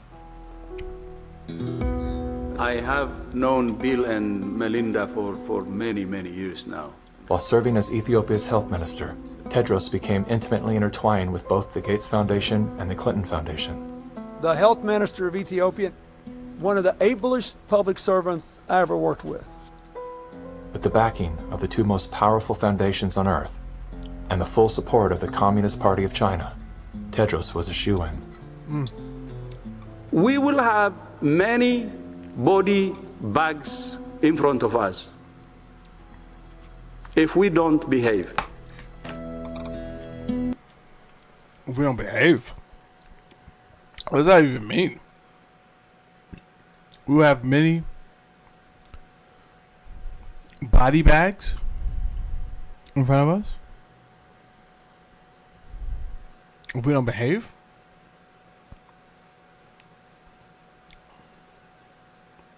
Anyway, just either yesterday or today, I think yesterday, I was thinking,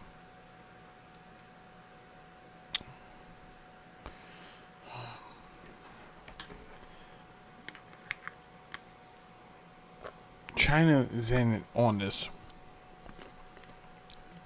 This is a play. I was thinking it to myself. Whatever they're telling us,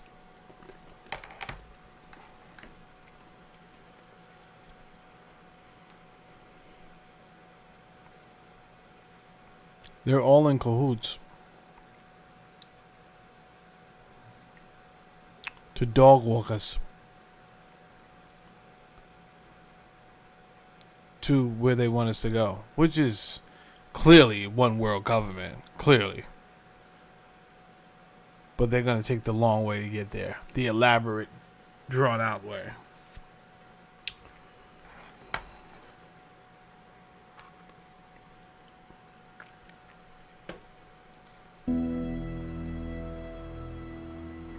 You cannot find a person promoting this scenario that's not part of the interlocking directorates of the World Health Organization, the CDC, the NIAID, or the organizations that are the philanthropic cover organizations that fund them. We now know that there are over 1,300 patents currently issued and held by organizations that are multiply recipients of funding through the Gates Foundation, through EcoHealth Alliance, through the Sherlock Biosciences connection back into open philanthropy. And all of them also have links directly to NIAID, Anthony Fauci's funding sources. If you have conflicts of interest in the funding and in the decision making and in the inside knowledge that you have between competing or competitor organizations, that is a violation of the antitrust laws of the United States. These are federal crimes. If you had the power to immediately fix whatever's wrong with our current medical system, where would you start? conflicts of interest. About 40 or 50 years ago, pharmaceutical CEOs actually went to jail if they knowingly sold a bad product and concealed information about the problems with that product. Since then, all they have done is paid fines. And so selling a product and concealing information about it is okay because paying the fine is considered the cost of doing business. That's crazy. That's crazy. To lock up a dude for selling weed. And then you got somebody that sold way worse than that. Adverse effects. Crazy. And they just pay a fine. It's crazy work.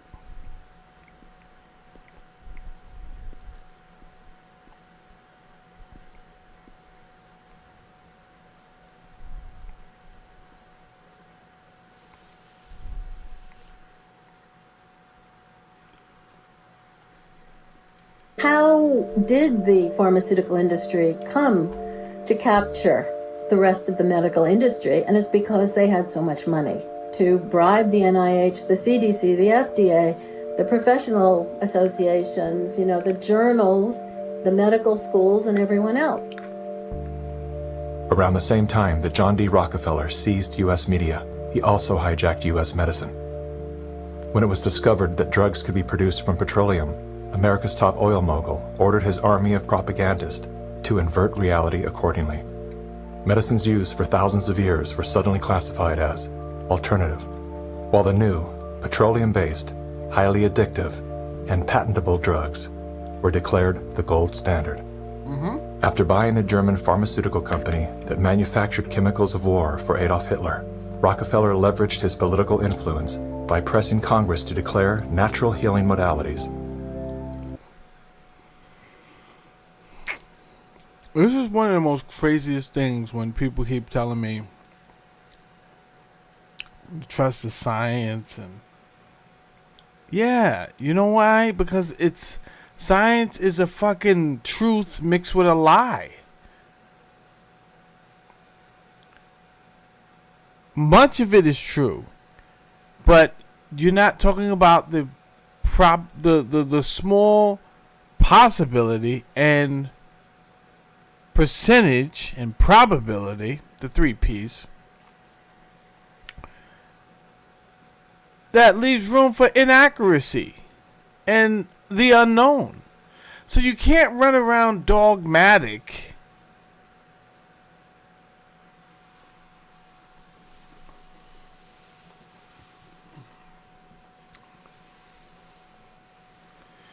because you have a fancy definition for science.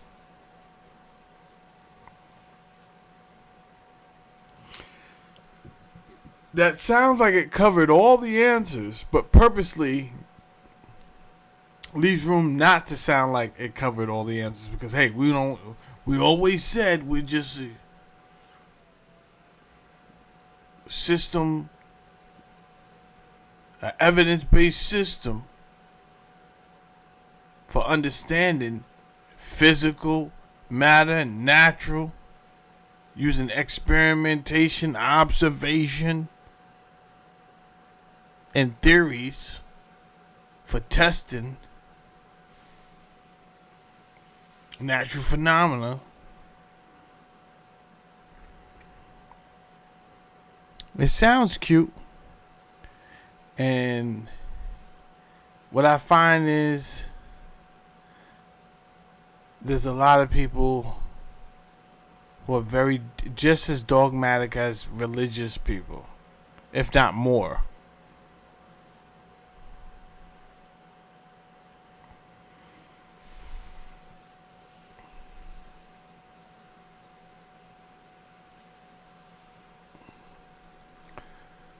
I tell people.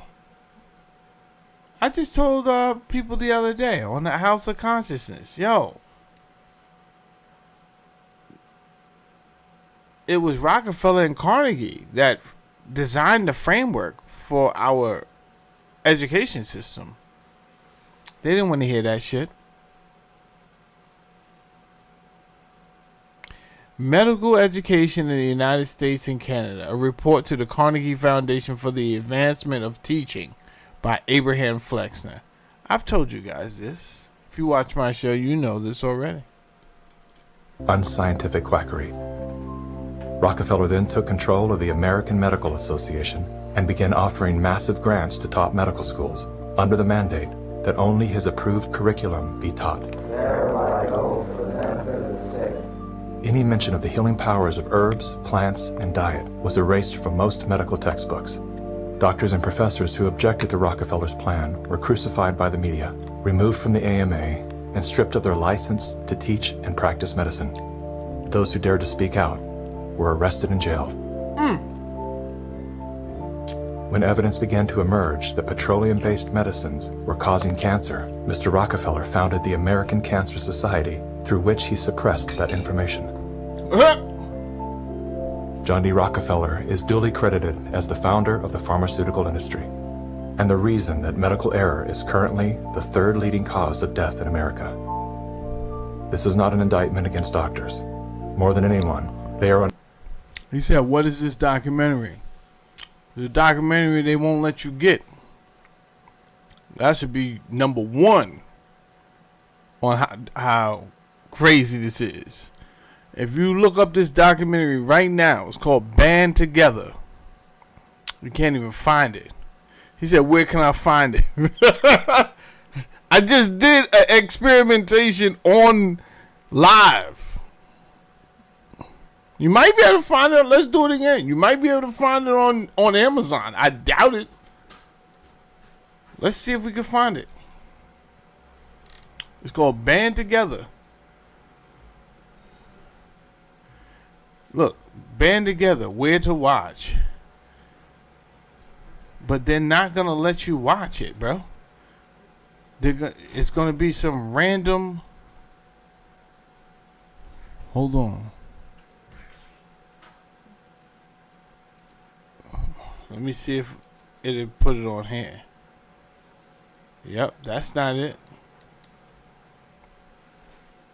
I didn't want to show my Prime because you know how Prime come up sometime, it'll show your whole address and all that silly shit. I be done doxed myself. That's not it. Tubi, Band Together. Nope, that's not it. What they did, bro, is they made a whole nother movie called Band Together, and now that's what's in the algorithm.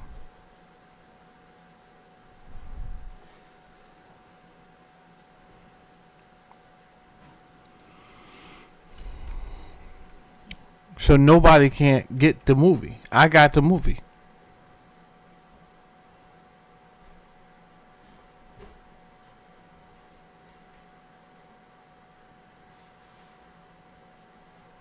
Look,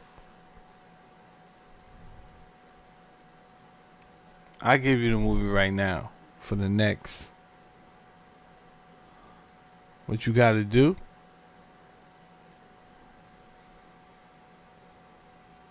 You better get it while it's hot. I'm going to give you the movie right now. Give me a second. I give it to you.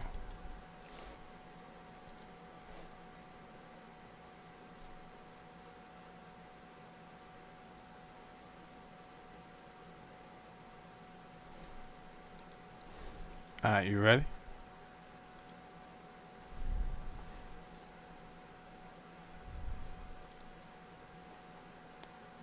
When I drop the link, download it right away.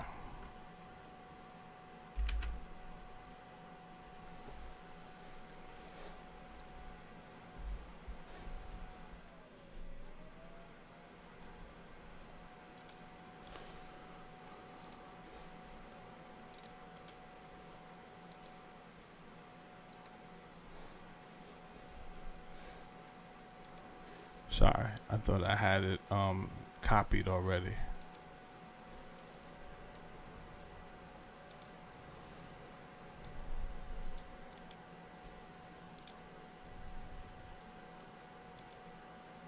There you go.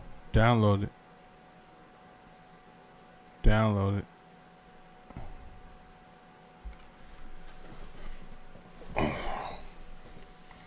That's in my cloud. That's how it was already in my cloud. We're watching it from my cloud. I had it in my cloud. I mean, I said download it because who knows? CIA going in, delete the whole cloud, and then you can't get it.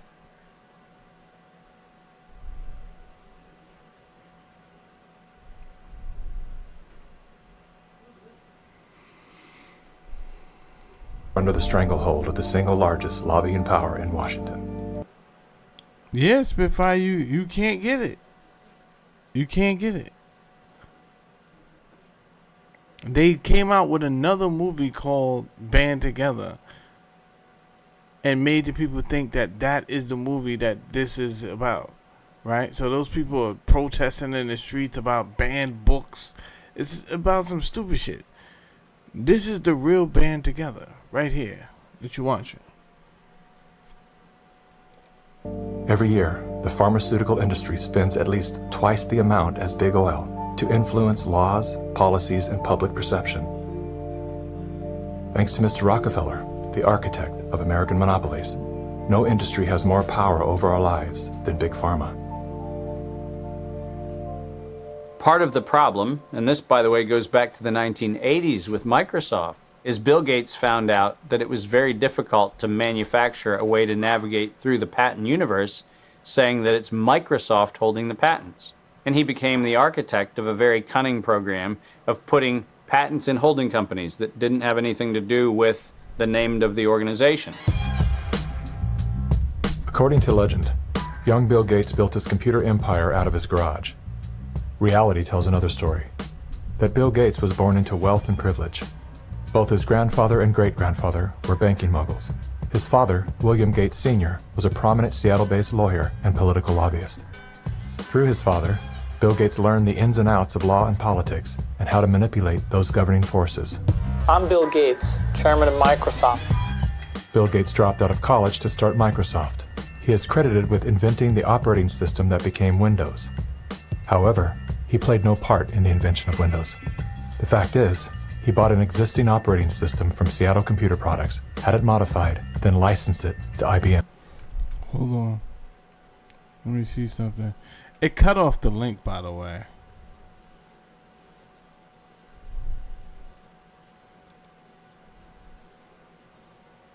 No, it's working. That link worked just fine for me. I clicked on it. That's the same link I clicked on.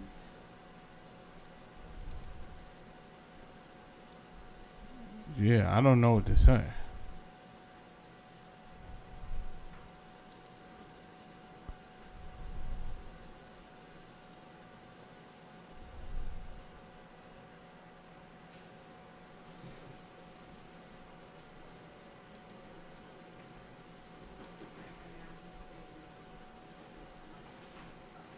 What?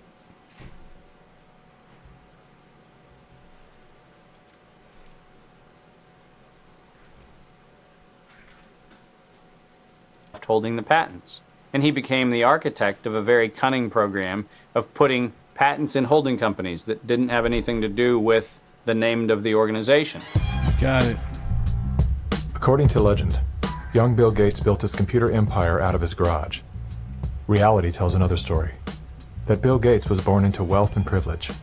Both his grandfather and great-grandfather were banking moguls. His father, William Gates Sr., was a prominent Seattle-based lawyer and political lobbyist. Through his father, Bill Gates learned the ins and outs of law and politics and how to manipulate those governing forces. I'm Bill Gates, chairman of Microsoft. Bill Gates dropped out of college to start Microsoft. He is credited with inventing the operating system that became Windows. However, he played no part in the invention of Windows. The fact is, he bought an existing operating system from Seattle Computer Products, had it modified, then licensed it to IBM. That didn't stop him from taking all the credit. I don't see Bill Gates as this great creative person. I see him as an opportunist. While Microsoft's co-founder Paul Allen was struggling with cancer, Bill Gates seized the opportunity by attempting to cheat him out of his share of the company's fortune. They were basically talking about how they were planning to dilute my share down to almost nothing. And it was really a shocking and disheartening moment for me. And you were sick?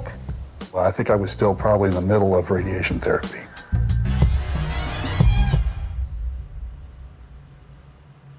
Gates' business strategies came under fire in 1998 when the United States Department of Justice sued Microsoft for antitrust violations. This is tape 3 of the videotape deposition of Bill Gates. During the 18-month trial, Gates gave hours of videotape testimony. What were the non-Microsoft browsers that you were concerned about in January of 1996? That month. Yes, sir. And what about it? What non-Microsoft browsers were you concerned about in January of 1996? I don't know what you mean concerned. What is it about the word concerned that you don't understand?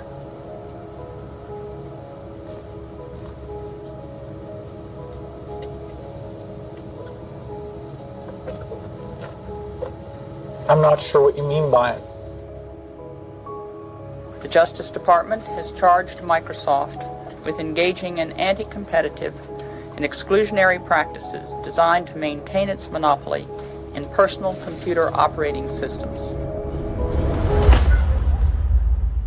In a move to overshadow the negative press, Gates invested $100 million to set up the Bill and Melinda Gates Foundation.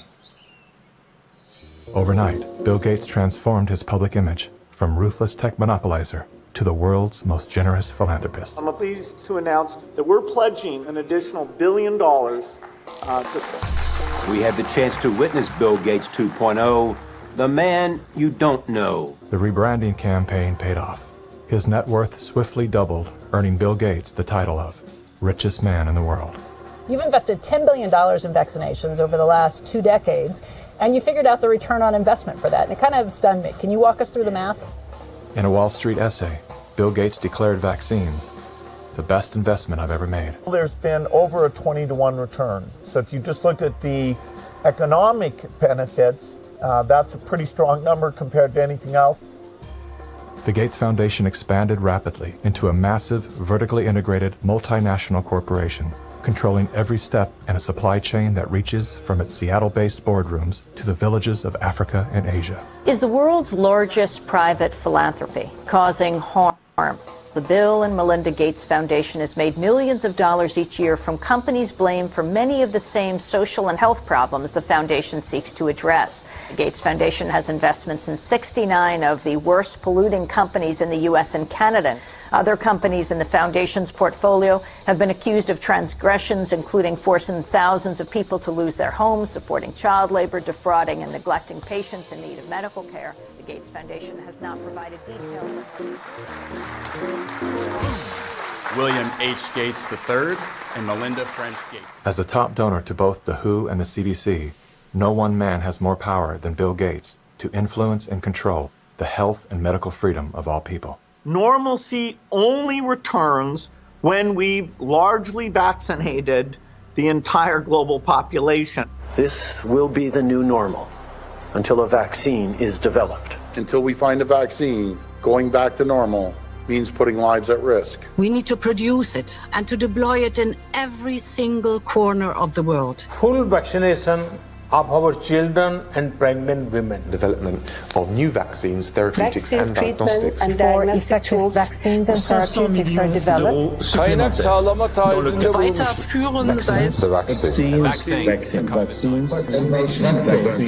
We've already bought the syringes. We already know where it's going to happen. We're thinking about what that's going to be. It's all part of this plan. Our military is now being mobilized, so at the end of the year, we're going to be able to give it to a lot of people very, very rapidly. In 1986, President Ronald Reagan signed the National Childhood Vaccine Injury Act, granting total immunity to vaccine manufacturers. After a decade of lawsuits related to vaccine injuries and deaths, vaccine makers were going bankrupt. In a move to coerce policymakers, vaccine companies threatened to stop making vaccines until they could be legally shielded from liability. To this day, When someone is injured or killed as the result of an adverse reaction, it is the U.S. taxpayers that pay for the damages. Welcome back. Were several Indian tribal girls used as guinea pigs? The report alleges that 2 American pharma giants' untested vaccine was administered to thousands of tribal girls without proper study and paperwork. India was among the hardest hit after Bollywood celebrities were incentivized by the Gates Foundation to urge the public to submit to mass vaccinations.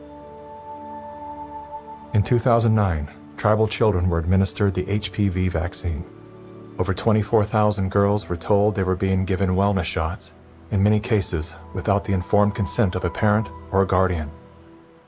The people that were administering these vaccines lied to the guardians of these girls and told the girls, oh, this is going to cure cancer, you're never going to have cancer. And these girls became severely injured. Some of them developed seizures, some of them developed cancer, and 7 girls died. And there was no insurance, there was no assistance for them. And the Gates Foundation denied that it had been clinical trials. And it was so bad that the parliament in India created a task force, they studied it, and they kicked out the Gates Foundation. But India is a barbaric country. Things happen here in a very barbaric way. But I was surprised to find an American organization operating in broad daylight, doing things in a very, very, let's say, Indian fashion. And so the route I took was that I want the whole procedure to be investigated. The Indian Parliament formed a committee, and it was to me a rather surprising move because you generally don't often have such a high-level inquiry into matters affecting poor people. And that was such an extraordinary report. I don't think Indian Parliament has ever come out with such a scathing report. And the government officials came up and said, we shouldn't have authorized this. We're sorry. We're not going to allow them again. And now they're back doing their same old tricks again. The good news is that human clinical trials can start as early as July 2020 for India's first COVID-19 indigenous vaccine that's been developed by Bharat Biotech. So you can imagine. She had a bag over her mic. That's how turned around we were. We didn't know who to listen to, right? I remember I had plastic the whole side inside of my car. I didn't know what to do listening to these folks.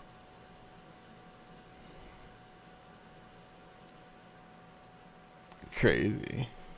Imagine how the manipulation of the media, by the media, the manipulation of public opinion by leaders from all political parties unanimously saying, we want a vaccine.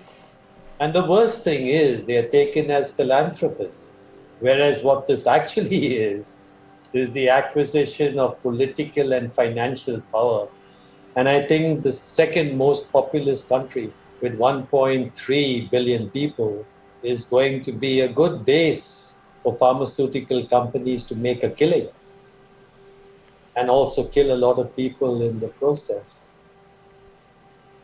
Yes, I just find it a pity that we haven't been able to get any benefit for the girls who suffered, you know.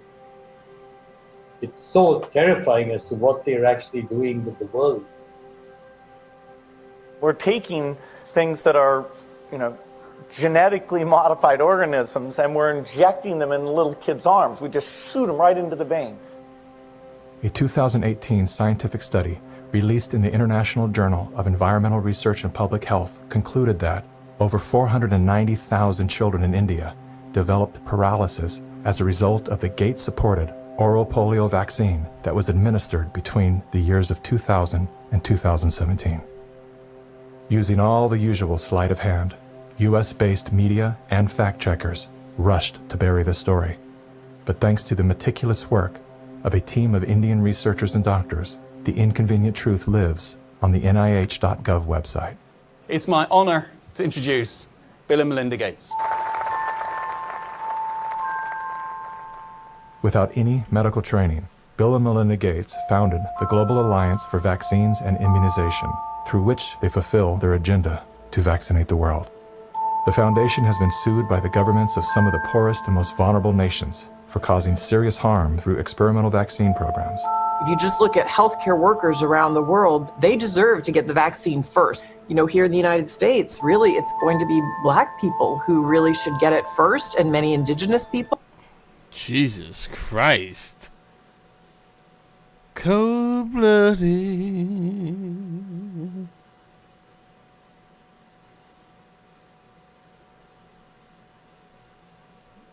Oh, God. I was willing to just keep going after he said, we just take these and stick it right in the vein of these children. I didn't say anything. But now she's out here with this silly face.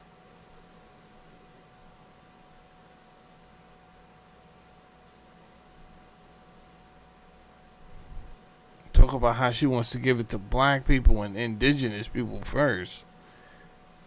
Cold-blooded. Vaccines were always taught to us that it was safe, it was healthy. This is things that we had to do.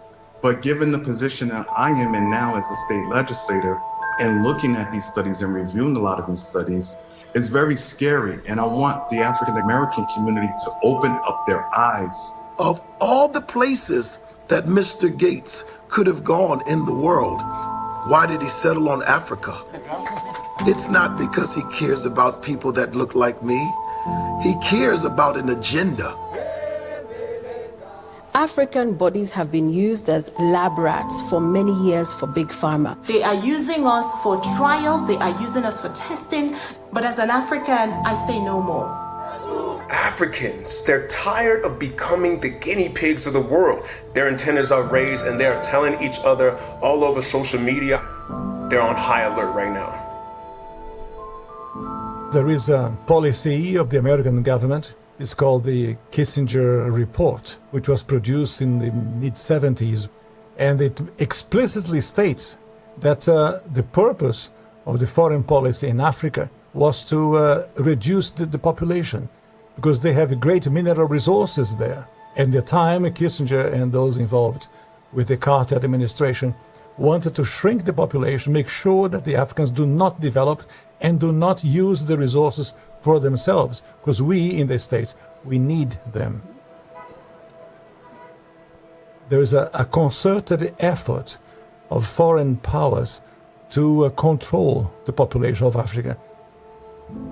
Some children did survive the botched vaccinations last month and will recover, but 15, all under the age of 5, died from fever, vomiting, and diarrhea. Human errors contributed to the unfortunate deaths of the children.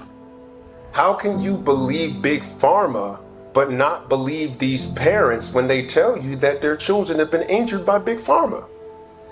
I don't care how big this corporate machine looks. As a parent, I can tell you, these people will never stop fighting for their kids.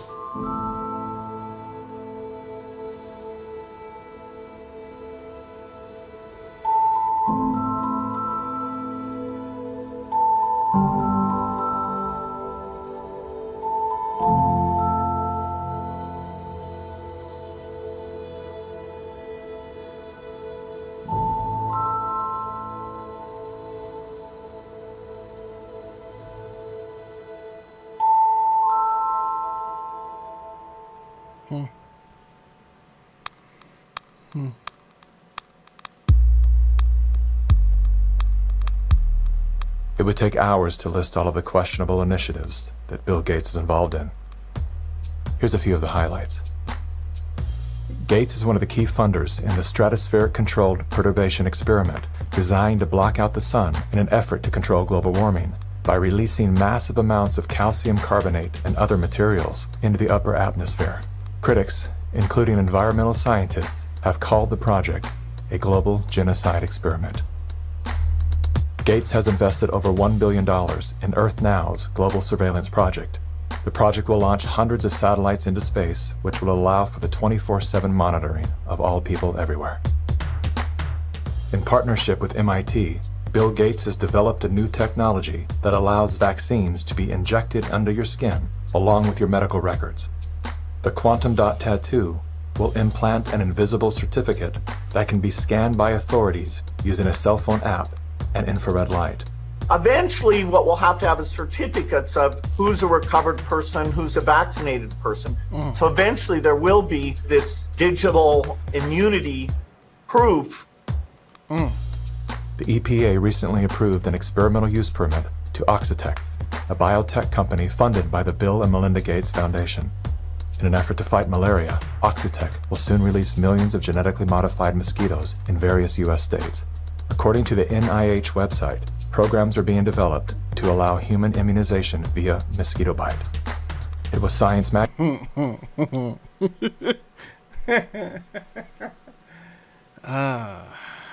When you don't know what else to do, you just laugh, I guess. I don't know. This is crazy. It's like if you can't get them one way, you know how mad you gotta be? And not mad as in angry. I'm talking about mad as in crazy. Do you know how mad in the head you have to be like, okay, they blocked us. They don't want to take it. Let's move out with the next plan. Where's those mosquitoes that I had genetically modified with the vaccine? Bro, you got GMO mosquitoes made?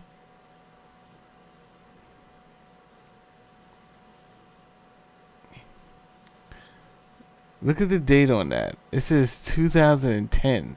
This has been planned.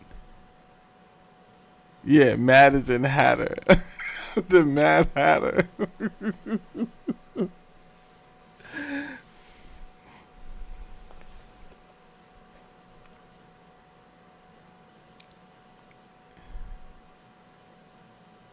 Diabolical. And you know what pisses me off? All of these dogmatic, hardcore science people that don't know how to balance. There is a place for science. There is 100% a place for science.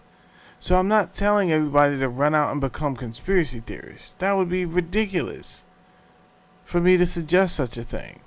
However, I also cannot believe that you have so many dogmatic science people in the science community who refuse to use their intuitive logic and reason. Refuse to use their intuitive logic and reason.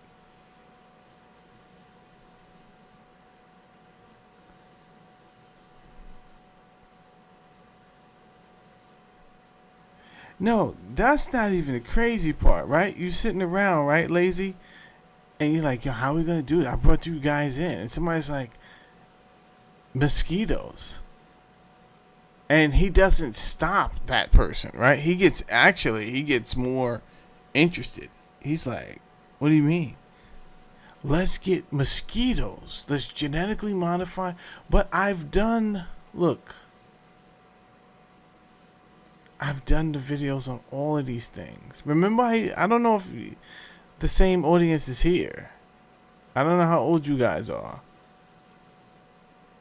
But I've done the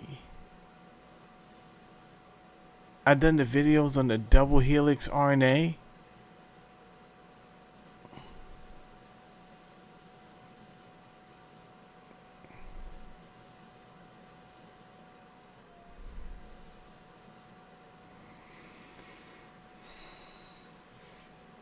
They were these companies were designing pesticides that can edit your DNA. But they said it was just for the bugs. And I'm like, that doesn't make sense. If it can edit a bug's DNA, it can edit a human's DNA. Like you're spraying it on the crops as if we're not eating the crops too. And you're saying, oh, it's for the bugs. None of that makes sense.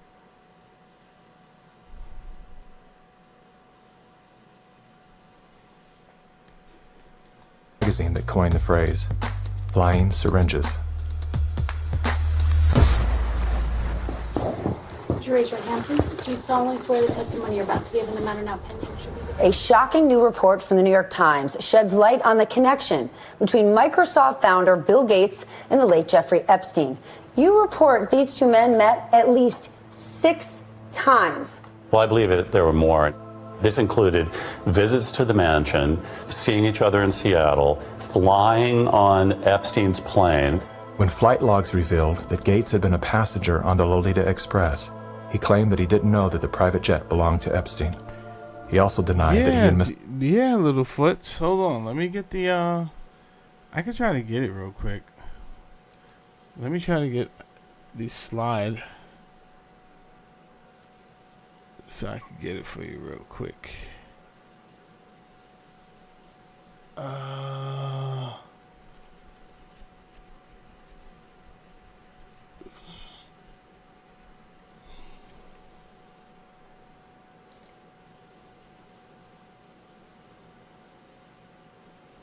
right.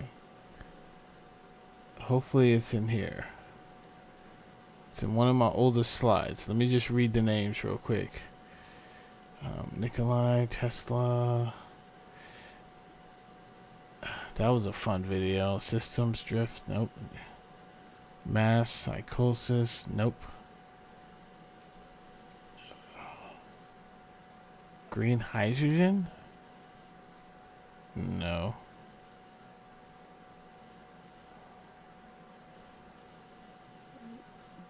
Blockchain events. Blockchain of events.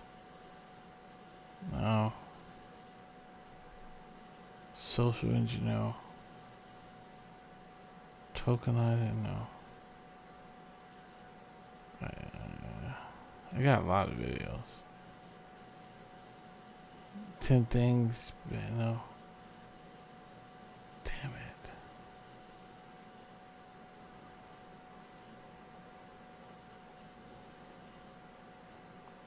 Give me a second.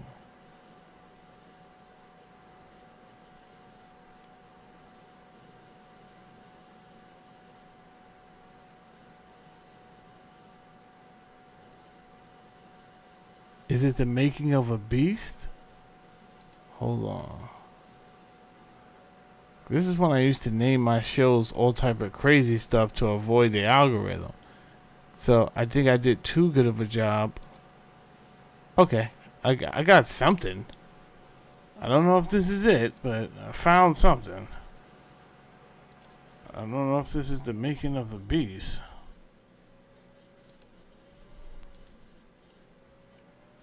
Why is the camera out? Alright, there we go.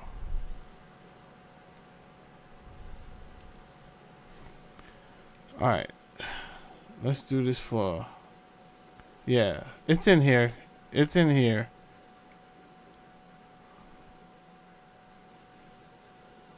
I want to find exactly what I was talking about. So I said investing in biotechnology in 2010, the Gates Foundation Trust invested $23 million in Monsanto, the genetically modified seed and chemical company, though it sold its shares the next year.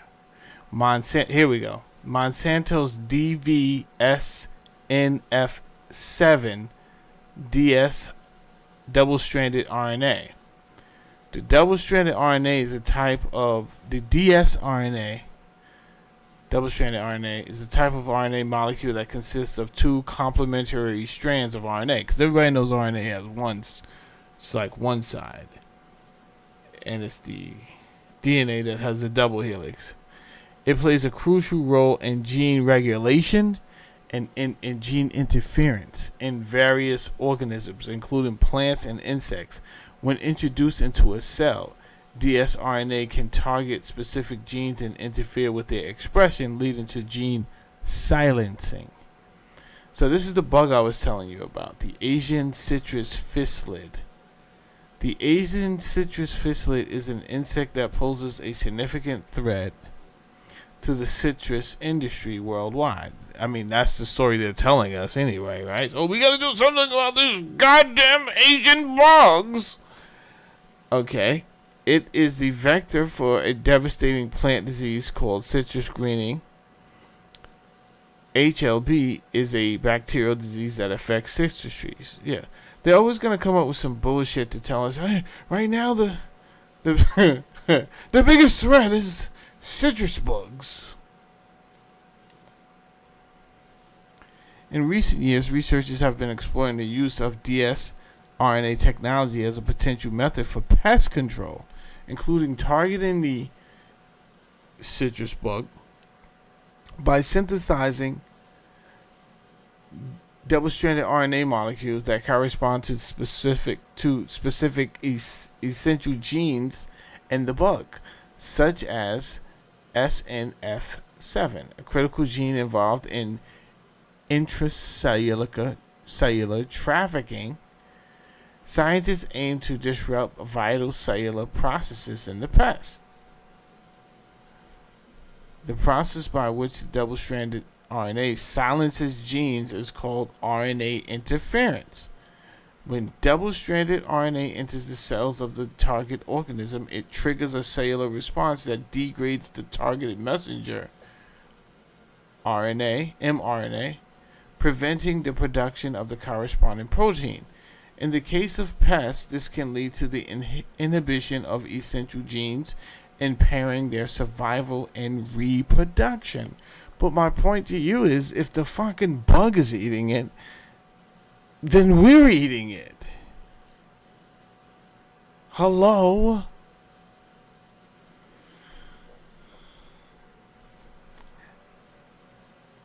Appeal. Appeal is an extra layer of protection made by applying another layer of what already exists naturally on fruits and vegetables. This extra peel has one job: keep moisture in and oxygen out, because fresh produce is a living, breathing thing. A peel simply slows down the respiration and associated oxidation and water loss for longer freshness. So, DNA repair genes play a critical role in fixing DNA. So I wrote all of this. That was my last slide. I don't even want to read that. Bottom line is, they were putting the fucking appeal shit on our foods and not telling us, right? And then people got upset about this and was like, yo, we have a right to know if you're putting like genetically modified sprays that doesn't just modify the fruit, but it modifies the genes for the humans that's eating the fruit. We have a right to know that. And then they were supposed to put a label on your fruit, but I've caught them doing silly shit like putting labels over the label.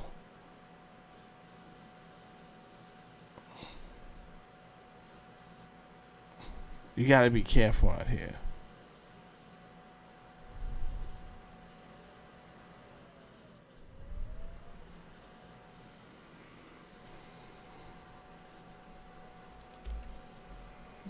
Yeah. Mr. Epstein were involved in any business deals. However, an expose by the New York Times revealed that not only did Bill Gates initiate a relationship with Jeffrey Epstein. Thanks, Littlefoots. I thank you for supporting the channel, man. You know ain't nobody giving it up like that. You understand? If anybody wants to donate something to me, Cash Money, my donate button is in my bio, is in my description link. You understand? You want to send me whatever you want to send me. Whatever you want. You like, yo, he dropped jewels. He put it out there for us.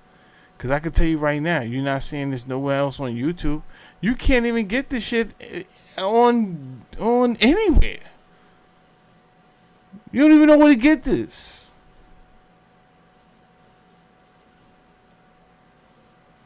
So yeah, my donation link is in my description box. Put whatever you want. I got one link for a donation, and I got one link for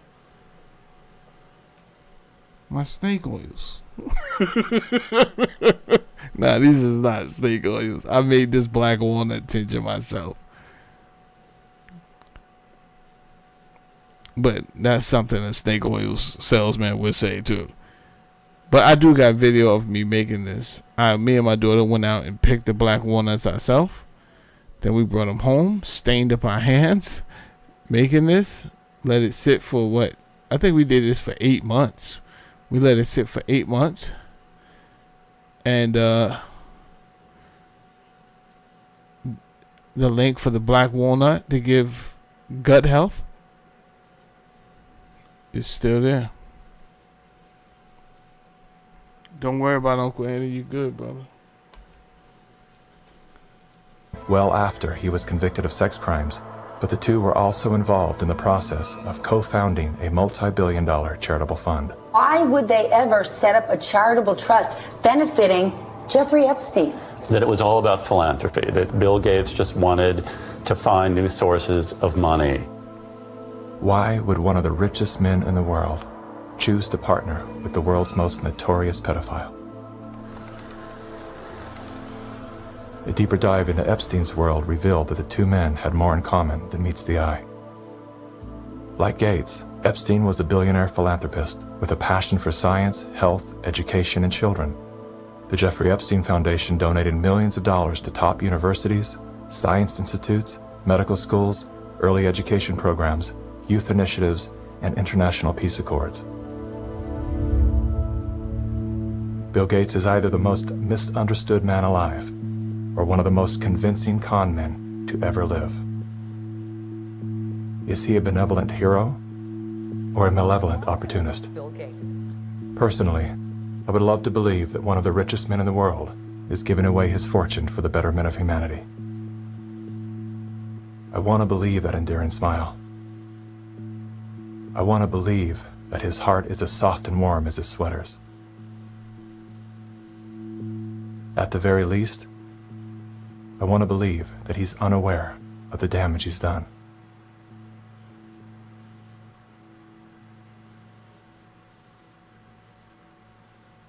I'm happy to announce that we've discovered a vaccine.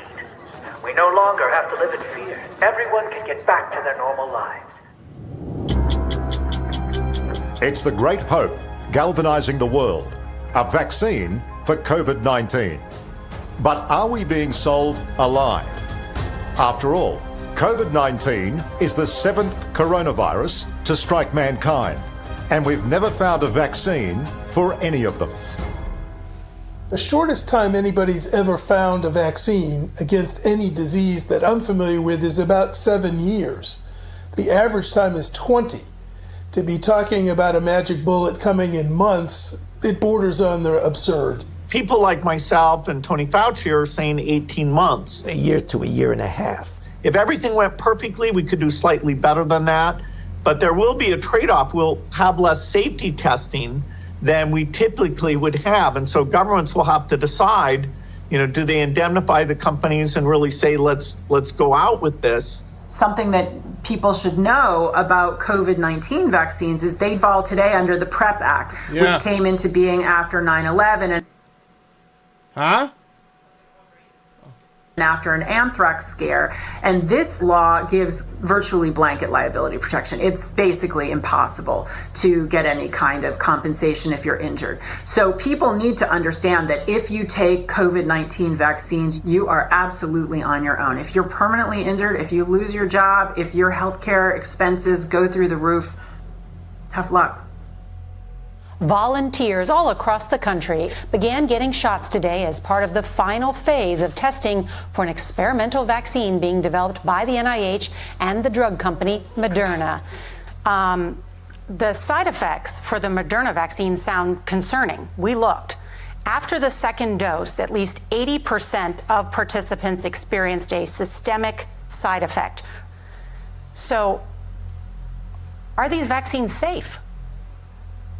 Well, the FDA, not being pressured, will look hard at that. The FDA is the gold standard of regulators, and their current guidance on this, if they stick with that, is very, very appropriate. And you know, the side effects were not super severe. That is, it didn't cause permanent health problems for the things there. Moderna did have to go with a fairly high dose, and so to get the antibodies. This isn't a vaccine story. This is a population management story. If your goal is to make this beautiful earth that we live on an exclusive playground for the entitled few, then populations that get in the way are a problem. And it is the empirical impulses of individuals who have decided that by outranking the rest of humanity, they can dictate upon humanity the conditions of their existence. Now we need to go and look in families to find those people who may be sick and remove them and isolate them. This bill enables the police to enter a home without a warrant. Madam Speaker, the police have never held that power. We will find out who lives in the house. And if it's someone that is refusing, we will definitely consult with our health officer to look into next steps. So the sheriff's department and the health department showed up at her door with orders for her and her husband to wear ankle monitors. The couple says they never denied self-quarantining. You will no longer be able to leave home. Only one person will be able to go shopping once per day. Recreational activity is now no longer allowed. You will be allowed to have 1 hour of exercise no further than 5 kilometres from your home. Are you serious? Just for not having a mask? For no mask? Are you serious? We will shut you down. We will cite you. And if we need to... I remember this, bro. This shit got way out of hand, bro. It got way out of hand. We will arrest you and we will take you. Yeah.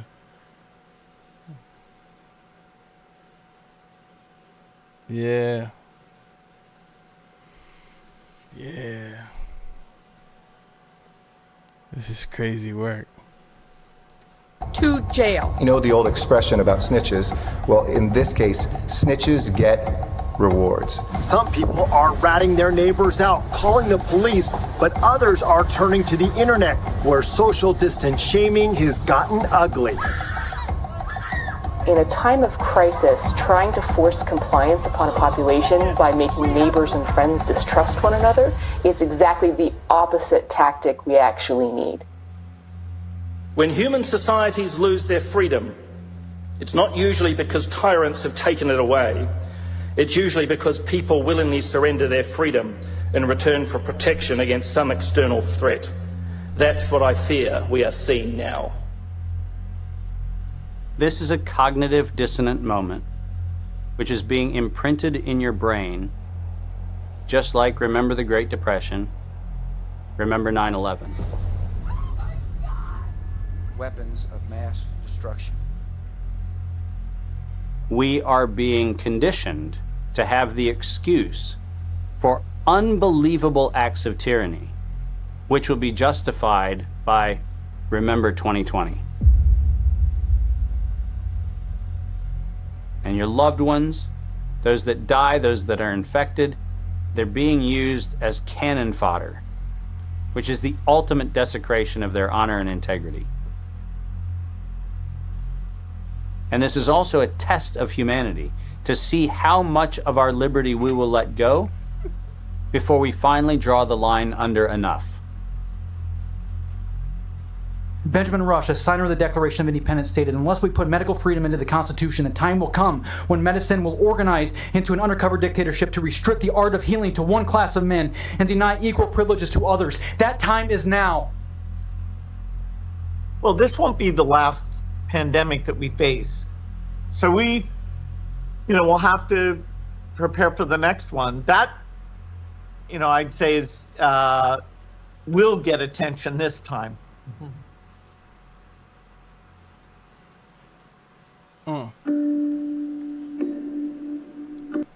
Listen, you guys got the video. right? My daughter's back from the movies. From the party. So I gotta go talk to them, see how everything went. Sometime tomorrow afternoon before the game, get with me, right? So if you didn't subscribe to my channel, because before the game, I'm gonna go live and I'm gonna give you another one. You're not gonna be able to get it nowhere else because they don't sell it anywhere else, and it's hard to get. So subscribe to the channel. I'm gonna give you the next one. Other than that, I'll get with Uncle Andy and I'll get with Winter and we'll get Roby on board and we'll get we'll get the Discord going so that the conversations can continue to take place about a bunch of different things, right? But YouTube I had to back away from social media for a minute because it's just too much information about nothing. Just random information about everything and nothing at the same time. And I'm like, I need a break. I don't want to think about anything. I don't want to do anything. So,